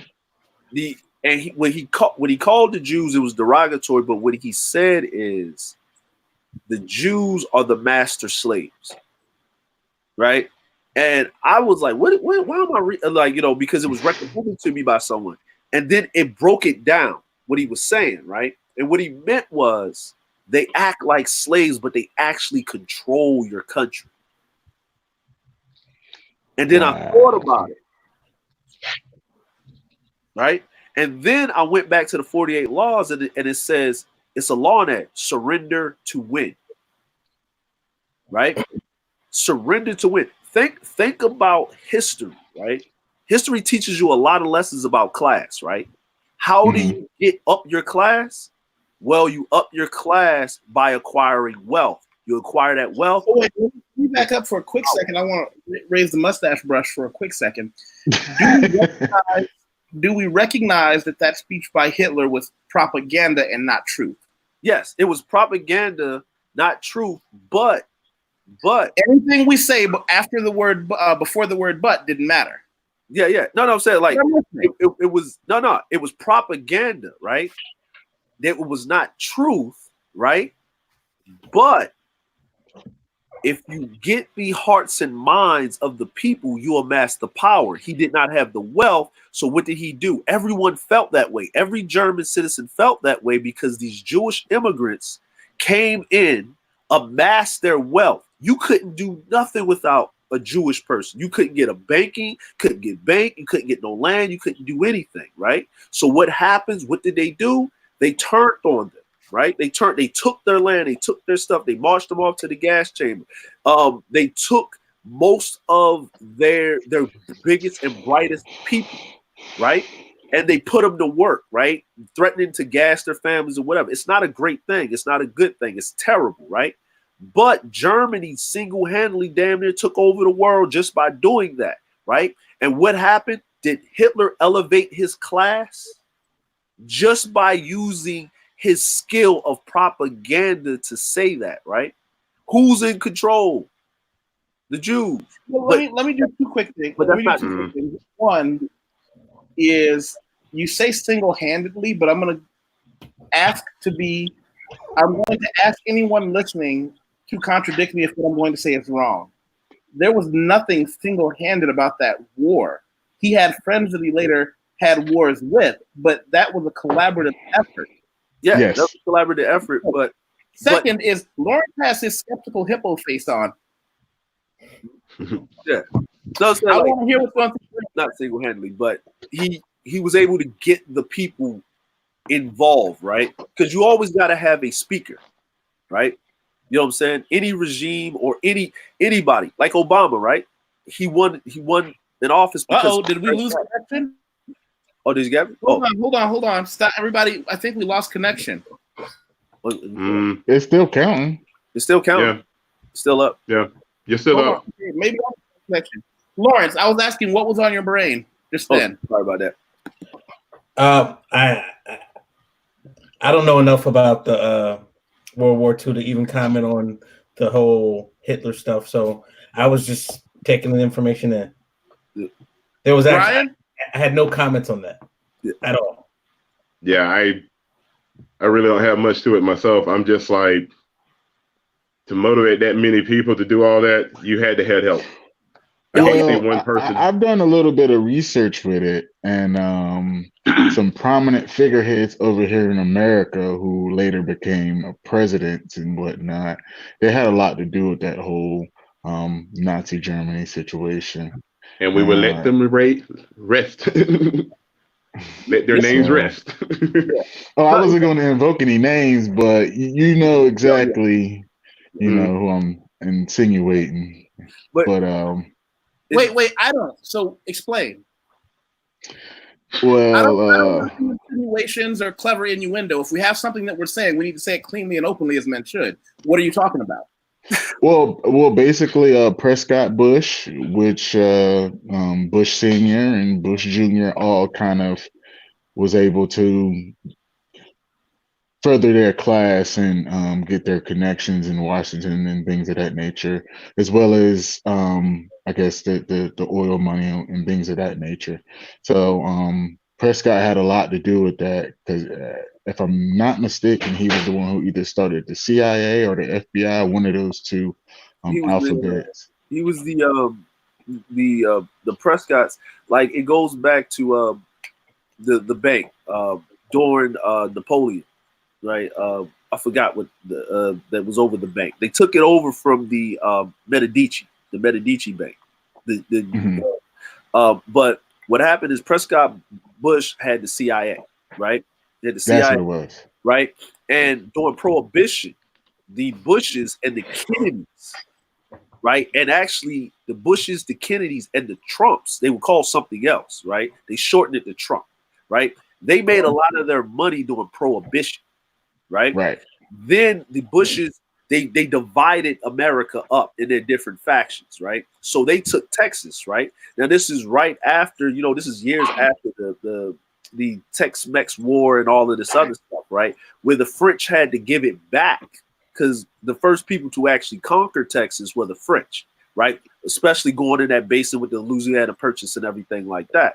So they had to give it back because France was under debt again, so they had to pay it. So they basically just gave it back to America so America can pay off their debt for them, right? What I will say about this, right? The founding fathers are the smartest, most reneging dudes I ever met on the face of the planet. Right? And people don't even understand. Every last one of the founding fathers were lower class, almost criminals. A lot of the people coming over to America in the beginning were criminals. They emptied out their prisons and their mental institutions and shipped them over here. Yeah, and then people don't even know that Australia is a penal colony for higher class people that they couldn't execute, or they would have got a revolt. Like if you had a problem with the crown and they couldn't execute you or pin anything on you, and the people loved you, they'll just come and kidnap you at nighttime. Next thing you know, you're on a boat sailing for Australia. Right. Like a lot of people don't know these things through history.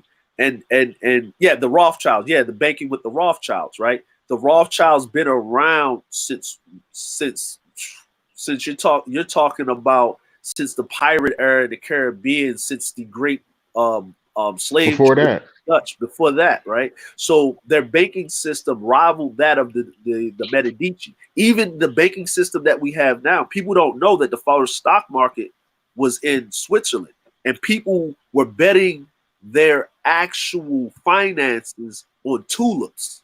Yep, tulips. Tulip bulbs. Like, so when you look at like how do you raise, you have to have one of the three things. You have to get the hearts and minds of the people. You either have to amass wealth, right? Or you have to have some type of weapon or some type of technology that can push it up to the strategy. Agenda, right? Look at Henry Ford, right? With the reciprocating engine with the Model T. He didn't invent that. Somebody else did it. But he got he got the idea of the plant actually from Carver. Yes. George Washington Carver. Yep. You got that. See, so if you look at all of these things with class and everything like that, and you know what probably happened? Just like what Yusef said, right? I can't do anything for it, but this guy got some money. Bring him in here. Hey, come over here. Tell him about your idea. It's always an idea until somebody patent it. Well, the thing about Ford is Ford actually helped Standard Oil and Rockefeller because they used to dump the gasoline in the rivers, and they only refined the crude oil to make home heating lamp fuel. And at that point, he was able to, automobiles came along, and he was able to make them cheap enough to be able to put them in everybody's hands, thanks to Carver and his ideas, or whatever the case may be. And from there, let's step back for a minute and welcome Brother Craig. He's a stalwart and always welcome. somebody I'm hoping to see with his own channel here. He's got a face and a voice for YouTube, and he's a very smart man who's seen quite a bit of the world. How far have you been following the discussion? To be honest, I have to apologize because I just got in, so probably the last 10 minutes, if you guys can hear me. Yeah, we can hear you. Yeah, you're clear. What's going on, fellas? Well, maybe that'll give us a fresh set of ears to run a few things by and help us kind of recenter ourselves. Because the concept was we were discussing what we know what wealth is and what money is, but we were talking about what class is and whether it's ever worth it. I've had too many experiences with people who have wealth and class who had my own best interest at heart, who were my clients, who told me to never be tricked into trying to chase class. It will never work. That I was always better off ruthlessly pursuing financial success, regardless of how low class I was born or my children would be if I ever had me. And that's something I took to heart. They said, never allow yourself to be tricked into thinking somebody born in our class will ever let you in, even if we pretend. The problem is we know part of the way we can keep you out of our circle is by convincing you have a shot at getting in. BMT actually said something. He said, the rich need the poor and the poor raise off the rich. I don't necessarily know that the poor can raise off the rich. I know that the rich can maintain their wealth over the poor, using the poor. But if the poor raised their situations off of the rich, we would see fewer poor people and not more. That's a relative term, though, because if you're poor and you raise up by $1, you still poor. You're $1 richer than other folks, but you still down there. Yeah. Well, at the end of the day, the people with the class, they need a buffer, and what it sounds like to me is Yusef, you were in that buffer class. Yes, and he wanted to keep you there, like, because this is just my opinion on it, right? What I like to do is when someone tells me something, I go back and I look at history, right? I pull something, right? Now, is it harder, right? Now, if he's being nice and he knows how you are as a person, right? And he's trying to give you some advice because he actually cares and he actually has a connection, he doesn't want you to go down that road, because when people feel a certain way towards someone, right, and they know what it takes, they don't want to see you go down the dark path, right? Because they live in the dark path and they have regrets, but they were born into it, right? So, give you a perfect example is look at So-So, right? Look at So-So, right? So-So, this is Three Kingdoms, right? This the Chinese history, right? Romance of the Three Kingdoms. Romance of the Three Kingdoms, So-So, right? So So-So came from nothing, right? He raised himself up to be the prime minister, right? Then when he sat there, he had the emperor in his hand. And then someone asked him, right, why don't you just proclaim yourself emperor? You know what he said? The people would retaliate, right? I'll crown myself emperor. He said it's better to control the emperor than to be the emperor. I can be the emperor anytime I feel like it, right? Doesn't matter, because guess what? I validate him being the emperor, right? Then once the emperor didn't have no more use, So-So basically gave him an option. I can assassinate you or you can kill yourself. The emperor decided to go the honorable way, drank the poison, killed himself, right? Now, So-So becomes the emperor, right? He becomes the emperor. Now this is a new dynasty. He did everything, outlasted all of his rivals, right? Now, the thing is So-So came from low class. He worked his way up. Now he establishes the class, right? But what did So-So have to do to get to that point? Everybody was expendable. Even his child was expendable for the greater good. Are you willing to do that? And that's the level of ruthlessness that people miss. To be at the top, you will be usually one of the baddest people at the top. Well, it kind of goes into that whole Kobe Bryant thing, that killer instinct, that Michael Jordan deal. I mean, they both had that killer instinct. They were competitive. They will punch somebody in the face. They'll cuss them out. They'll do whatever it takes for that win. And now, hold on. Kudu Drew says something we got to touch on. He said professional management class, right? And what that ties directly into, that ties into something I talked about in Servant of the Rich, because I was accused of not really understanding money, that I was a servant of the rich, but I always go back to I understood what I was, and what I was able to get myself into a situation to become more financially successful by, you're right, do they want me in their class? No. The unfortunate reality of the advice that my wealthy clients gave me, just as I showed them where to put their money so they didn't have to pay taxes on it and legally get away with it, they would show me here where you need to prioritize the money that you're saving. And part of it was, what did The Rock used to say in wrestling? Know your role. Yes. I was absolutely what they call a service class of the wealthy. The problem is, when you know what you are, where you are, and where you want to get to, you do that as well as you can to get out of it. There isn't a thing saying, I worked with rich people. I worked for them. They would cut me a check that for my social class at the time was large, to them was small. But things become relative. And one of the things that it really gave me was clarity, because I got two benefits, and this is what they never caught on to. They might be telling me the things that I should do to maintain my wealth better, just like I'm showing them where to invest their money. But I learned from them that most of them, no matter how much money they have, were actually poorer than I was, because no matter how rich they were, they still played around with debt and couldn't figure out how to get away from it, which is why they were at my in the first place. Right. Yes. Yes. But when they rolling at that level, they have the access to the funds, and they also have access to individuals that'll help them make that debt perform. So that's a major difference that a lot of us at our levels, I don't know what the other fellas levels are, but that we don't get the benefit of. Well, this is where I disagree with you. It's actually a lot of Hollywood movie style magic and bullshit that convinces you that just because they have a lot of money, debt is less important to them. The other people who are at their financial level who don't have debt, don't let them get away with it. Yes. They'll let them do what they can, but the reality is debt will stab everyone. It's like death. It doesn't care if you're a king or a street sweeper.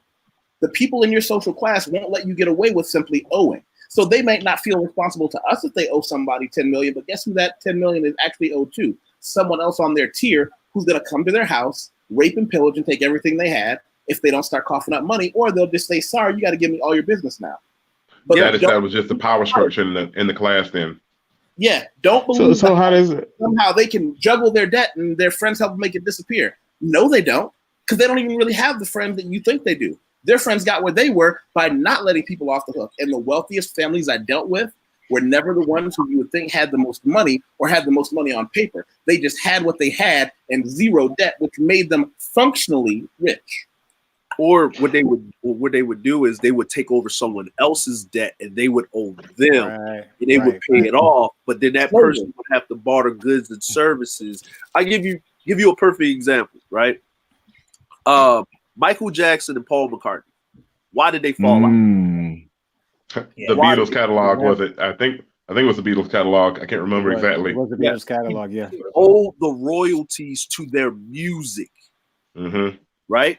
Michael Jackson asked Paul, "Hey, how much does he said, how much, right? And Paul even said it in the interview. Oh, it costs this amount of money, right? I think it was like maybe 150, 250 million, right?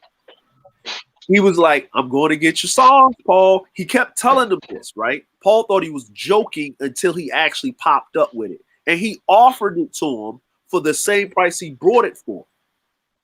Because Paul was so mad about it, right? What Michael was offering him was, you don't have to pay it all at once. You can pay me in installments.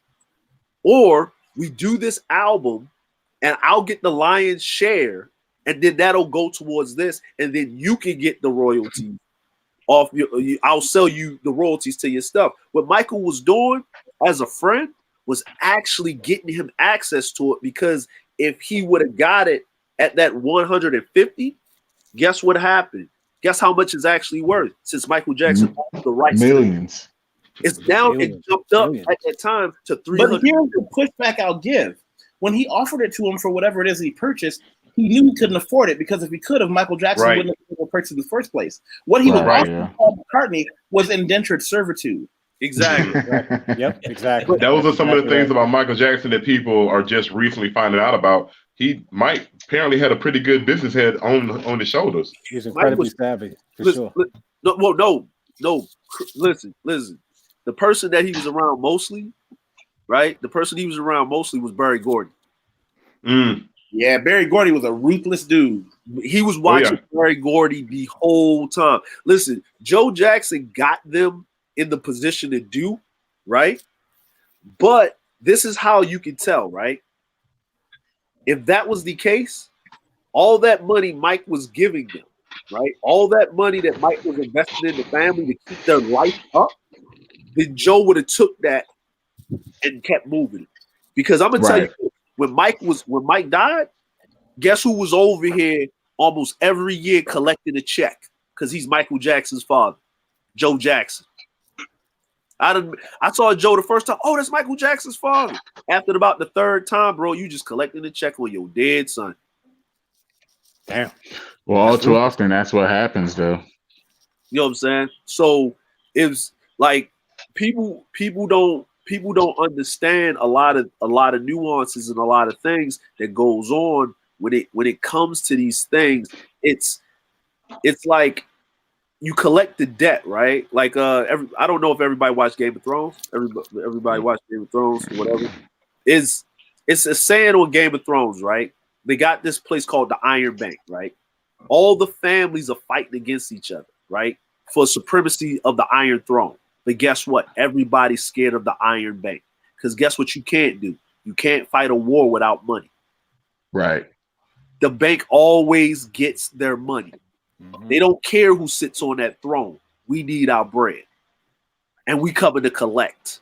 And they're financing both sides. Mm. I'll give you guys an interesting example of how class and wealth play out here in Brazil. And Craig, I'd like your input in this because it took me a while to figure something out. I'm going to show you something that one of my clients shared with me that was true then and is true now, even though this is old. Okay? Craig, you want to break that down for him? Nah, go ahead, handle it, brother. The bottom 46% of people in São Paulo or Brazil all over make less than 1,400 a month. Now, that to you and I is less than $400 US. There's another 20% that make between 1 and 2, but that last 16%, to be in the top 20% of people in the country, all you have to do is make more than 3,000, which means if you're bringing in 1,000 US a month, you're at the top of the financial pyramid. So now we have an interesting situation in a lot of countries because wealth and class go beyond people who were born there. Now you have a separate set of people who are foreigners who can go to your country and instantly walk into the top percentage of wealth and not be concerned with class, and it causes social disruption. So let's say somebody from the United States goes to Canada where there's a great exchange rate. Now their money bumps up in value, or someone from the United States comes down to Brazil. Suddenly you have access to all the things that only people who are very rich people had here, and you're not concerned with their wealth. I can go to, Craig and I can go to a fancy restaurant that's expensive wearing tank tops and not care that they look at us like we're strange, because now it makes them feel weird that just because they're rich, it doesn't matter, and we don't care about their class or to get into their class. Right, and I think being Americans has something to do with it because we're so class insensitive as opposed to how they are in Brazil, because everything is still determined by your class structure. And you saw the ABCD class, and they actually go by that. You'll ask somebody, what class are you? And they'll know exactly what letter they are, which for me was bizarre. Wow. Yeah. But if you have the money, and particularly if you have the attitude, you don't really have to go by that anymore. But you still see a very solid class structure in Brazil, and people pretty much stay in their lane. And to be upwardly mobile is actually pretty difficult for a lot of people because there's not the opportunity or the money to do it. Well, here's a question as well. One of the things we're here in the U.S., why I think we are kind of like class kind of inept in some situations, a lot of people who do have those resources, that wealth, that money, that cash flow, they don't want to be seen. That's true. They want to be behind. They want to be behind the curtain. They want to be in the shadows. They do not want to be known at all. They want to be able to walk around in public wearing regular clothes. I mean, Steve Jobs, what's he known for? Wearing a black shirt, jeans, and like some New Balance sneakers. And even if you see Warren Buffett sometimes in his regular clothing, he's just a little old dude. And so that gives them a lot of flexibility and mobility to go around to different places. So one of the things I'm thinking of, does Brazil really have that high level that just wants their money and their resources, but don't want to be known or be bothered? Well, isn't Warren Buffett the same individual that still rides around in like a 2000 Cadillac or something? Yeah, absolutely. Yeah, He still lives in a regular, normal neighborhood. He's not in a big mega mansion or nothing like that. He drives. Real low key. He still drives himself to work, and he eats the same thing he was eating when I guess he started on the stock market. He get that little McDonald's breakfast. Yep, that's it. And he discipline. Yusef, the brother in the chat, Jay Sean, because he has his server, I put the link in his server, so he came over from the server. But he is actually he's in Germany. So he's in Germany, and I think y'all would have a great talk about because he's done a lot of business and stuff like that, and he's over there in Germany as we speak, like right now. So me and him have conversations. So he's world travel passported up. Excellent. Yeah. Look at what I just sent. Yep, that's the breakdown of the classes. And like you ask any Brazilian, they can tell you exactly what class they belong to, and it's solid. Moving up is fairly difficult, and people just stay in their lanes. Yeah. I mean that reality of, and what you said about being class insensitive as Americans, we're pretty much inoculated that class is nice, but we just really we are crass. We don't really care. Yeah, well, if you think about the origins of our country, like going back to the Revolutionary War with taxation without representation, we basically told the Brits, we're done with this feudalism and we're going to toss it into the sea if you don't give us what we want. We're not going to be like the regular proletariat if you're going to talk about Marxism and just take it and just take our paycheck and be happy. No taxation without representation, and that's pretty much been the model for the U.S. ever since. Well, see, here's the funny part, and that's why I say that the founding fathers, right? Like that sounds patriotic, right? That sounds really patriotic, and it is, right? But here's the problem with that, right? Here's the biggest problem with that. Their representation was the Lords because they were still British citizens, right? They were in the kings servants, right? So they were still under the contract of their freedom, of them working through it, right? So when they went and did that, that was pretty much a slave uprising with the help of the French and the Spanish, because they needed to get the British up out of America, because if they did, they would have had a stranglehold on all of Europe. Did you guys already discuss how England was doing a purge and getting rid of their trash people, and they're the ones that came over to America? Yep. Gotcha. Yeah, and see, people keep forgetting. Like, I had to explain something to someone. I said, yeah, they was like, well, the Emancipation Proclamation freed black people. I said, no, actually, the British did it first. The British made slavery illegal in all 13 colonies when the revolution was actually happening. Because they wanted to hurt. They want to hurt the way that the money was moving. And what did Lincoln do when the South wanted to secede from the North? He did the same thing the British instituted, and it instituted into a civil war. Wait, well, hold on. Wasn't it the Spanish? Because that's why everybody was kind of running to Florida. No. When Lincoln did the Emancipation Proclamation, he did the same thing that the British did after the Boston Tea Party. They don't put that in history, right? Like that part of history, right? They don't teach it to you in school that the British basically outlawed slavery in the 13 colonies, right? So then the problem is that you don't have manpower, right? So who's going to protect you, right? And then what the British were doing, they were running around grabbing a lot of the free slaves telling them you can go back to England free, or you could go down back to the Caribbean from where you came from. We'll give you land, we'll give you this, we'll give you that, because the Spanish and the French already pulled out, right? Right. Remember, the French Revolution happened at the same time that, and a little bit after, like before the Revolutionary War and all this other stuff was happening. Correct. They don't teach you history in a parallel at a one timeline. They teach it to you in pieces to misconstrue you what's going on, right? I want to go back and I want to address something that came up in the chat because I don't like to ignore when people bring up good points. There's someone named Lowlife 1981, and one of the things he said, he left a couple of comments. He said, Warren Buffett is an outlier. Please use a more common example. Warren Buffett is a top billionaire, top of the top. Fair enough. I'm going to give you an example of what Warren Buffett did to maintain his wealth that the average person can do. I had someone say to me that they realized that I had a uniform. I said, what do you mean? Well, my uniform is a tank top, normally a comic book superhero tank top, because I wear most of those, a pair of plain blue jeans, and some white shell-toe Superstar Adidas. I've been wearing that uniform forever. When I wasn't working in my financial practice wearing a suit, I wore the same kind of uniform every day. I never had anything about me to let anybody know if I was having a good quarter, a bad quarter. I was surrounded by men in the financial business who, let's say they got a big bonus check. And I remember one of the managing partners said, hey, this guy had a great quarter. You know, everybody's numbers were public. Everybody knows he had a really couple of good clients and really expanded his network. And we knew what his bonus was. He says, now listen, this is what I want you to do. Don't spend it all in one place. As a matter of fact, take off 10% of it, take your family to Disney World, hide the rest for later. You never know. What ended up happening? One of the that we brought in replaced their senior staff.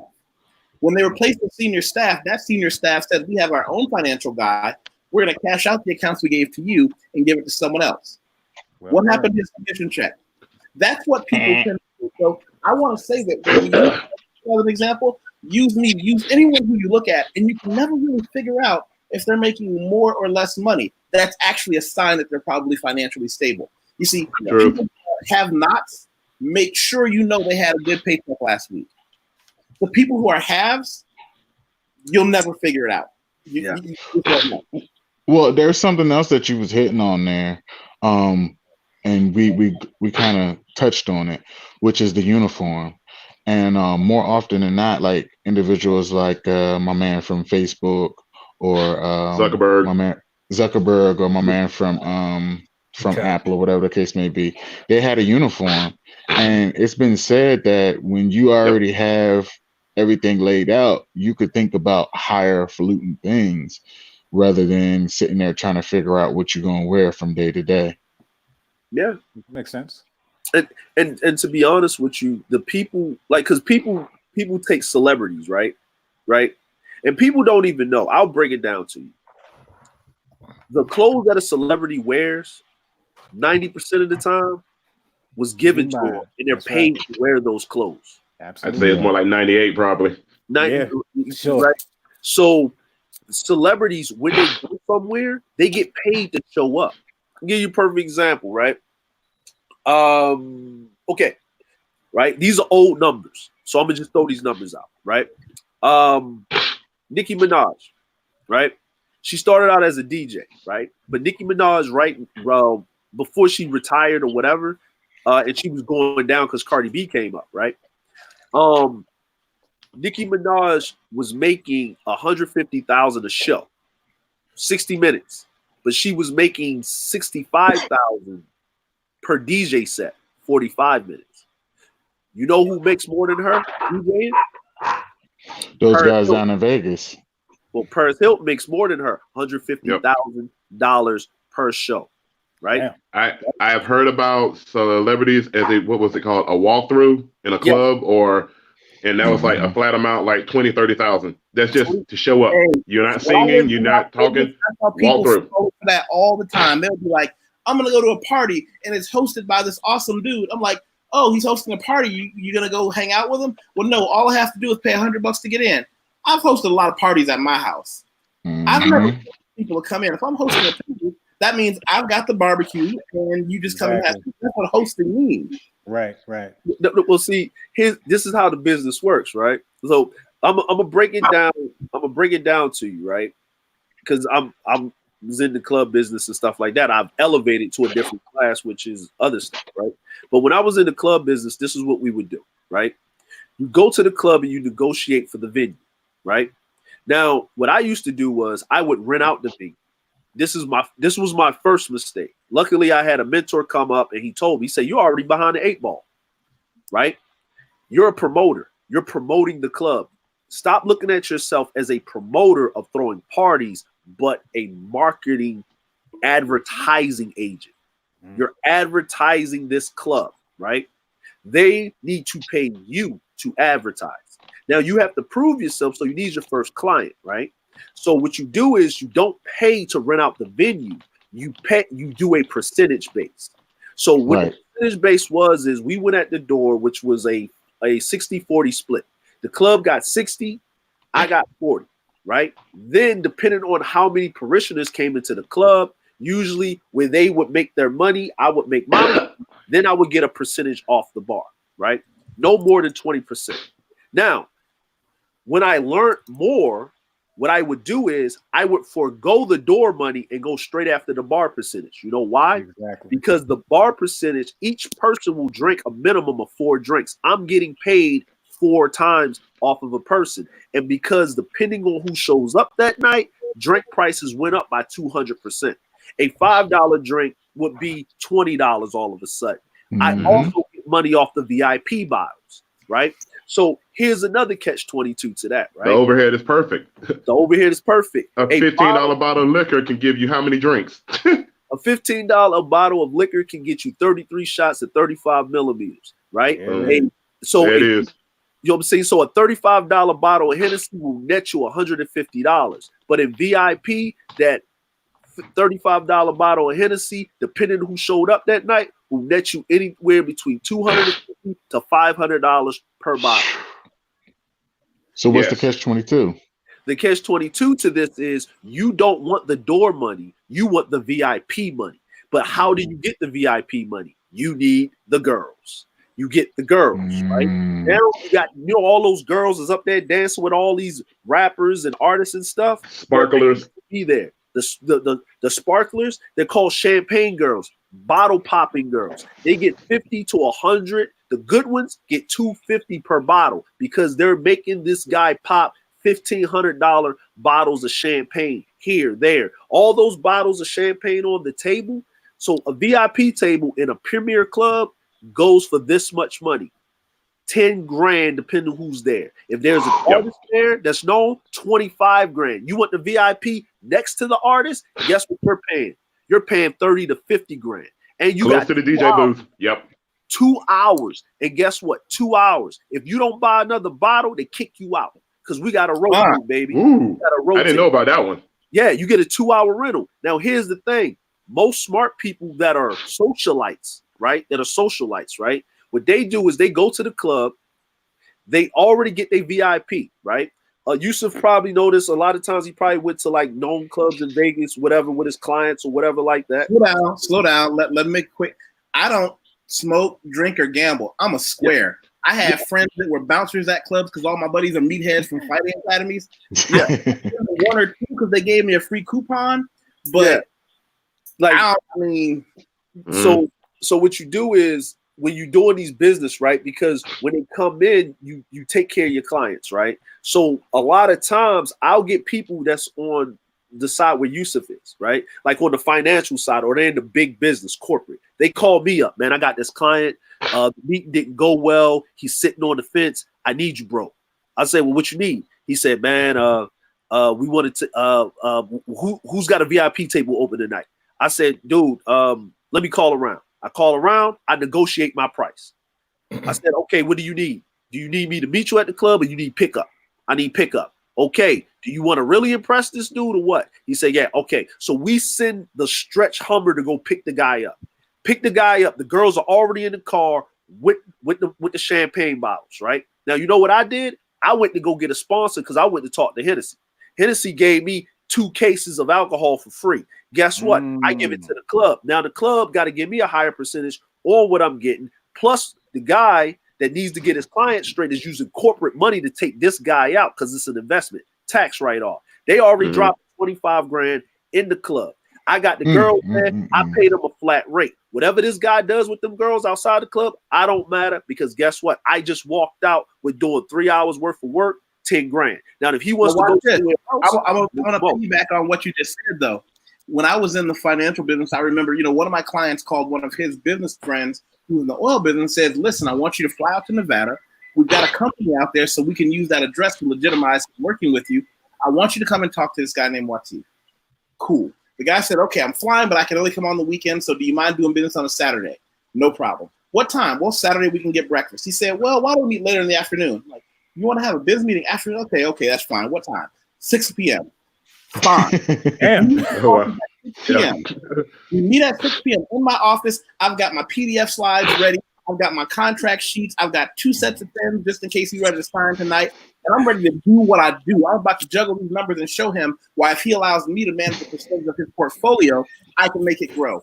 We talked for maybe 5 minutes. He says, I trust you. My friend trusts you. What kind of money are you looking for today? So I just decided I just tripled what I was going to ask him for. He was like, okay, that's cool. He wrote the check, and I was like, I planned on, he said, but you know what? Where I'm from, we don't have a lot of places like Vegas. And I was like, Exactly. oh, yeah, I bet you don't. There's some good restaurants out because I'm a simple animal. I'm thinking my stomach. He was like, I heard there's some really interesting clubs out here. And I was like, I'm struggling to put it together because this is not my world. So then it triggered. This is why our managing partners were like, listen, there's things you can put on the books and things you can't put on the books. Mm-hmm. He went out and went to all these. I mean, he had a list of strip clubs. Oh, man. That he read about online that he wanted to go visit. And he actually He went to Spearmint Rhino. He went to Sapphire. Let me tell you something. He reminded me of a woman I had a great relationship with, and they used to go to the nastiest, like Cobra girls had bullet wounds in their titties. I mean, like, from all the my bouncers in some really classy places, and I'm like, oh, you want to go someplace nice where they'll dance? Nah, player. Nah. He kept me up for 8 hours. And this is the scary part. He was from the Midwest. I don't know what kind of upbringing he had. He wasn't drinking, so I couldn't even wait for him to get tired. It was me and him on Diet Coke and lime, and he is just woohoo. And I was like, oh. That's why he's from Middle America. He's never seen anything like that. Yeah, the strip probably just he was living it up. Yeah, see, some access to excess. He was living it up. Yeah. But see, that's that whole thing with class and wealth, right? Because when you're at a certain class, you can't do certain stuff, right? You have to put this thing, right? And then if facade and this facade as well. The mask. And see, a lot of my friends that work in these industries, right? They call me a lot. They call me up, right? And a lot of times I have to pass it on to someone else because I'm busy at the moment because I'm actually doing this, right? And it's tiresome. That club life is tiresome. I had to learn the club trick on how to drink all night without getting drunk, right? Get yourself a mocktail. No. You actually got to drink because in Asia, they try to make you drink. You got especially in Korea. They felt very weird about me. People did not trust me because I didn't drink. Yeah, I've heard that before. Yeah, and the reason they do that is for 3 reasons, right? Because they give you a drink, right? Because this is how you know if you're liked in company with Asian folk, right? If the person that's the sideshow or the person that owns the company comes up and pours you a drink, that means he respects you. Yep. Because you're supposed to pour him a drink. That's the biggest sign of respect. When you're drunk, you're the most yourself. Mm-hmm. Who you really are is when you've been drinking, right? If you're normally quiet, mild-mannered, and then you're drunk, and you started being blah, blah, blah, that means you're holding yourself back, right? They see that. As long as you don't go too far, they won't judge you, right? But the third reason is Asians will drink you underneath the table. But guess what? They'll show up to work on time the next day like they ain't drank nothing.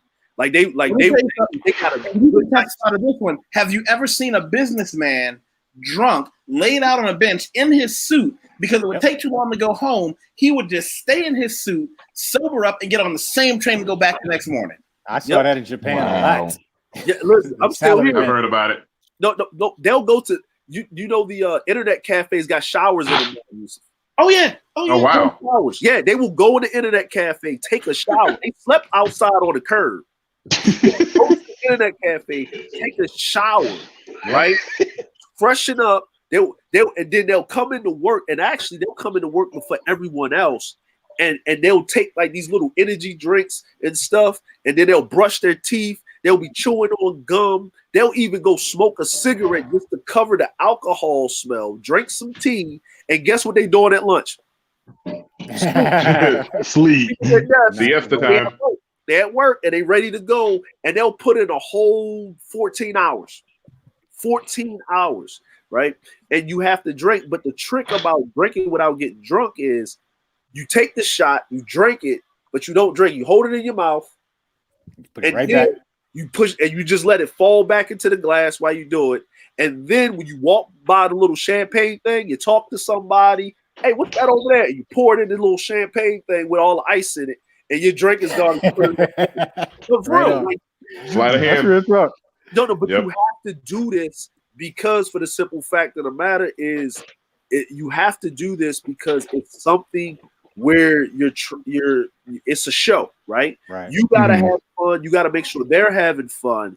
Whoever they need. I done had the richest dudes sit up there. Dudes ain't ugly looking, very looking, but they're so used to people just throwing themselves at them because they just throw out the money, right? And they'll go into a club and they're competing. They're not getting the girls because the girls didn't come for the rich dude with the money because they don't know if you got money or not. Even if you sit in VIP, it doesn't matter because I didn't come here for you.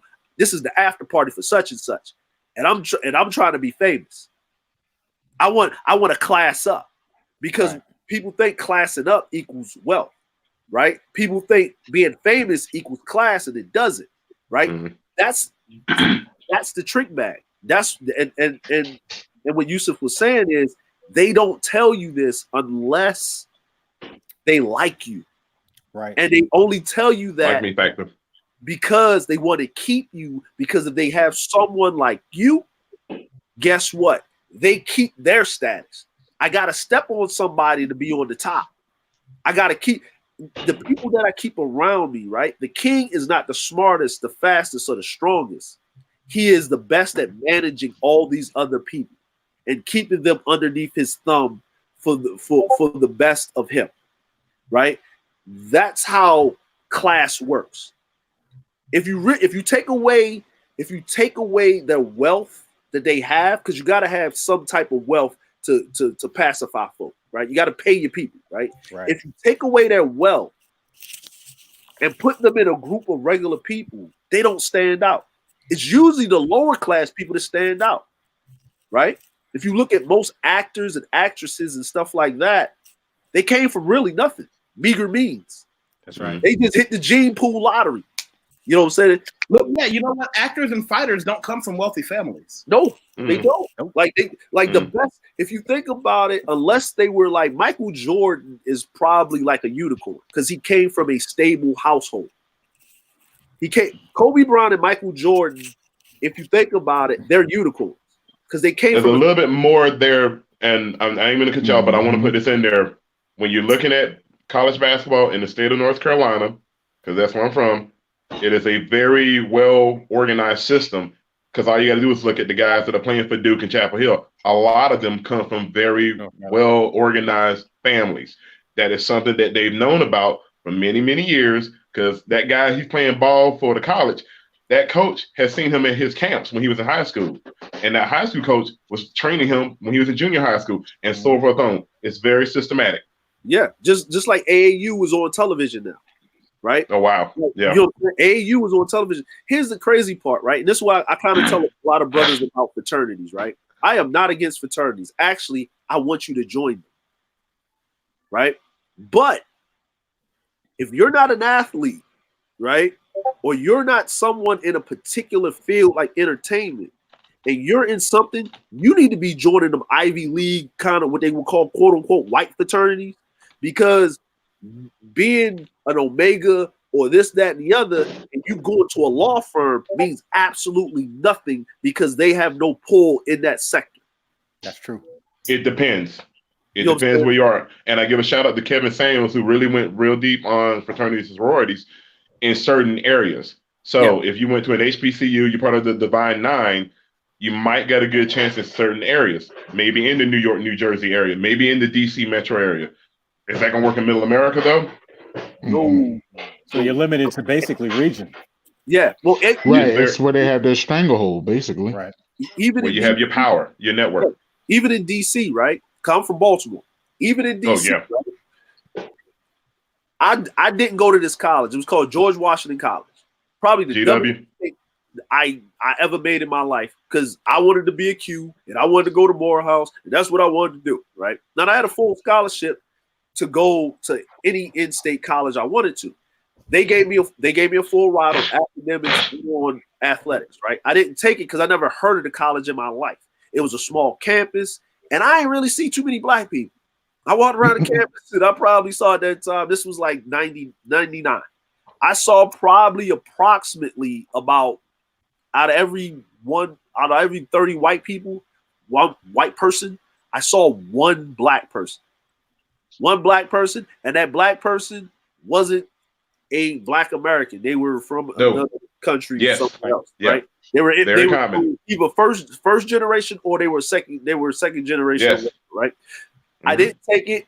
Then I did my research and found out that what I wanted to do and get into, that's the college to go to, because they have a 98% employment rate after graduation. Yeah, placement rate. Yeah.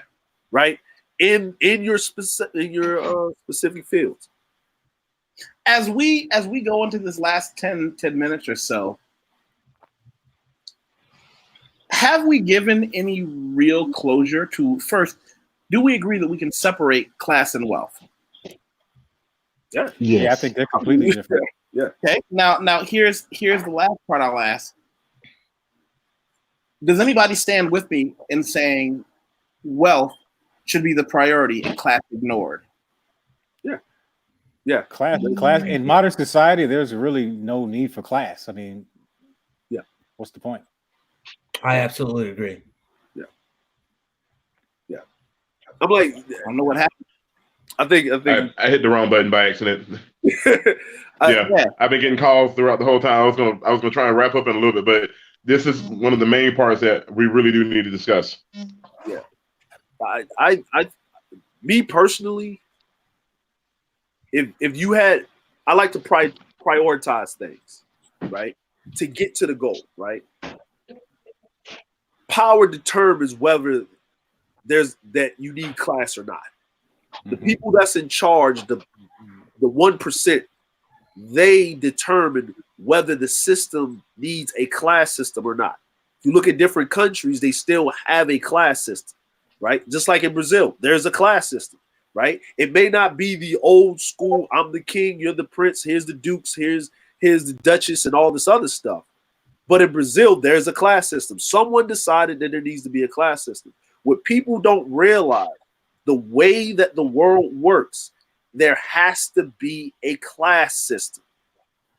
Now, where you see, I would like to on that. I would say there has to be a system of quantifiable wealth or even capitalism, but class, I don't know. But let's keep it moving. Green Machine, how do you want to help us wrap up?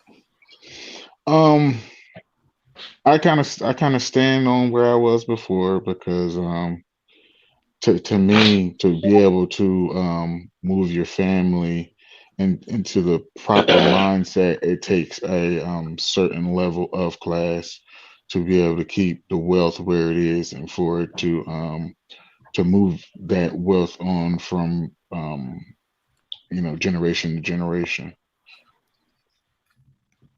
Lawrence, I think I would agree with Just DeAndre in that the class is absolutely, without a doubt, necessary, as well as why? Why is it needed? I think it's needed to differentiate between different people. And I'll give this is the example that I use with my friends when we're sitting around the bar. Like I live in Maryland. If you're a black person, right? If you're a black person, you consider yourself upper middle class. Where do you live? Silver Springs. Yep. Maybe. Townsend. Maybe. Okay, so I'm from New Jersey. So if you're a black person, where do you live? Hoboken. Hoboken, yeah. Yeah. So a certain class of people live in these places. So there you have it. growing up. I don't There's no quantifiable way to verify anything, not even your usefulness. I can't even tell how useful you are by class. I can't tell how much I can't tell what you bring to the organization, to the team, to anything by your class. There's nothing that's going to tell me. You're going to bring a certain upbringing and a thought pattern. Wait. Just for a second. You're speaking in terms of business. I'm speaking in terms of, okay, so I'm a father of 3 children. I want my daughters to associate with a certain type of guy. That's what I want for my family. This has nothing to do with me making more money at this moment, but this has to do with me empowering my family going forward. Okay, that's fair. I understand. Right. Because and I don't have there's, to do it differently. Yeah. There's 2 dynamics here because Lawrence, you're coming from the standpoint of a family with other people underneath you. Me and Yusef, we ain't got kids. Yeah, that's where I understand Yusef, and I understand what Brian. Well, I don't know if Brian went first, but the reason why the class thing is because of lanes, right? Like in business, you have these lines, right? You have the lowest line, and then you have how you know that you know what I mean, you're in the red or you're in the green, right? And that's what class does, right?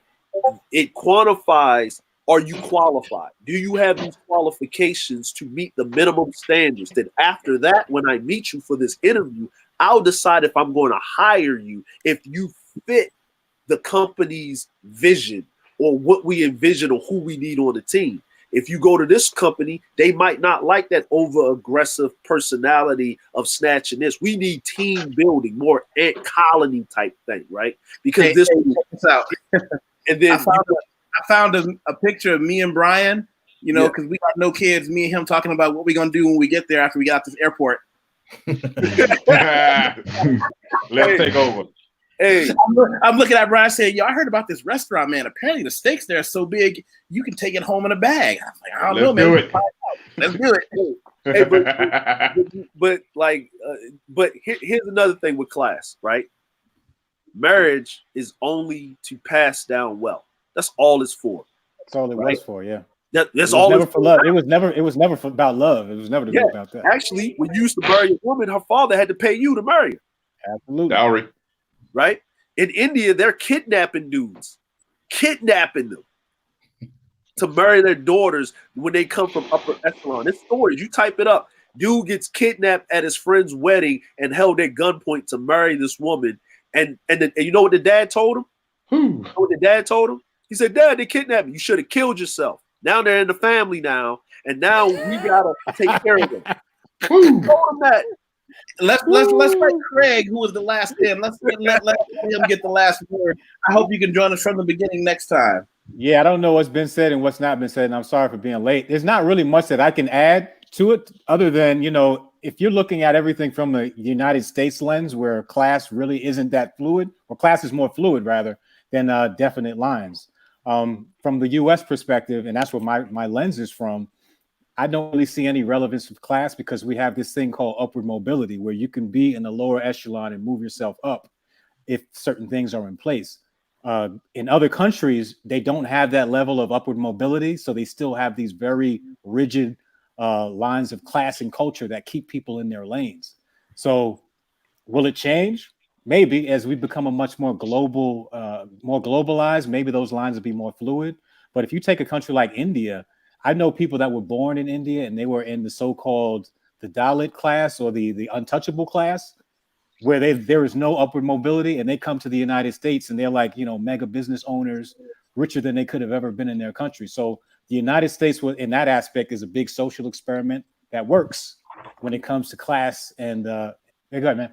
No, I was going to say there's that, and there's some other things that's in that. But there's a brother named Cerulean Gray that he has a video about that, about how that when the immigrants come and they say this rags to riches thing, that's not necessarily the case, because the government gives them a lot of subsidiaries and subsidies for them to do it. Like when they get here, they open up a business, they don't pay taxes for 5 years, right? You can't do that as an American citizen, right?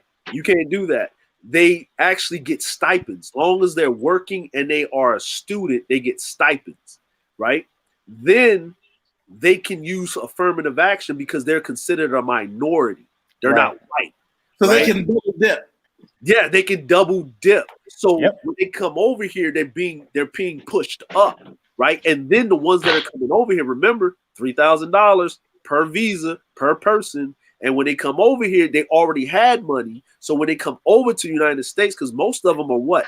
Mathematicians, scientists, doctors, lawyers. They already came over. So what happened? They take a class. They take what?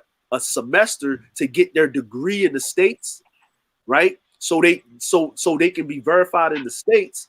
And then what happens? They take off and make money, right? So they're already and then they already have their community and their enclave when they step in, right? And that's the most important part. They have a big community where they're supported and they don't need the man for anything because it's all self-inclusive. And then they got the system. Gentlemen, we can't give everybody all the candy all at once. True. And so I say this with love and respect. I appreciate that we're able to have a conversation with diverse opinions, diverse outlooks, and have a reasonable talk about it. If any of you have anybody that you know, and when I say you, I mean anybody watching or anyone on the show with me in the panel right now, if any of you have someone that I should talk to, anyone that you think would be a good person to chat with, everybody has my email address. All of you are welcome. Jay Shine comes highly recommended. So just that sharp. So he's got my email address. I'll say if you can ask him to say hello to me, he's more than welcome to make that connection with me. Let me back up. Do you want to hear the answer to your question publicly or privately, Green Machine? It doesn't really matter. Then I'll tell him off the air and we can have another chat about that later. I'm going to hit end broadcast and the six of us are going to talk some shit while you guys go home. Bye-bye.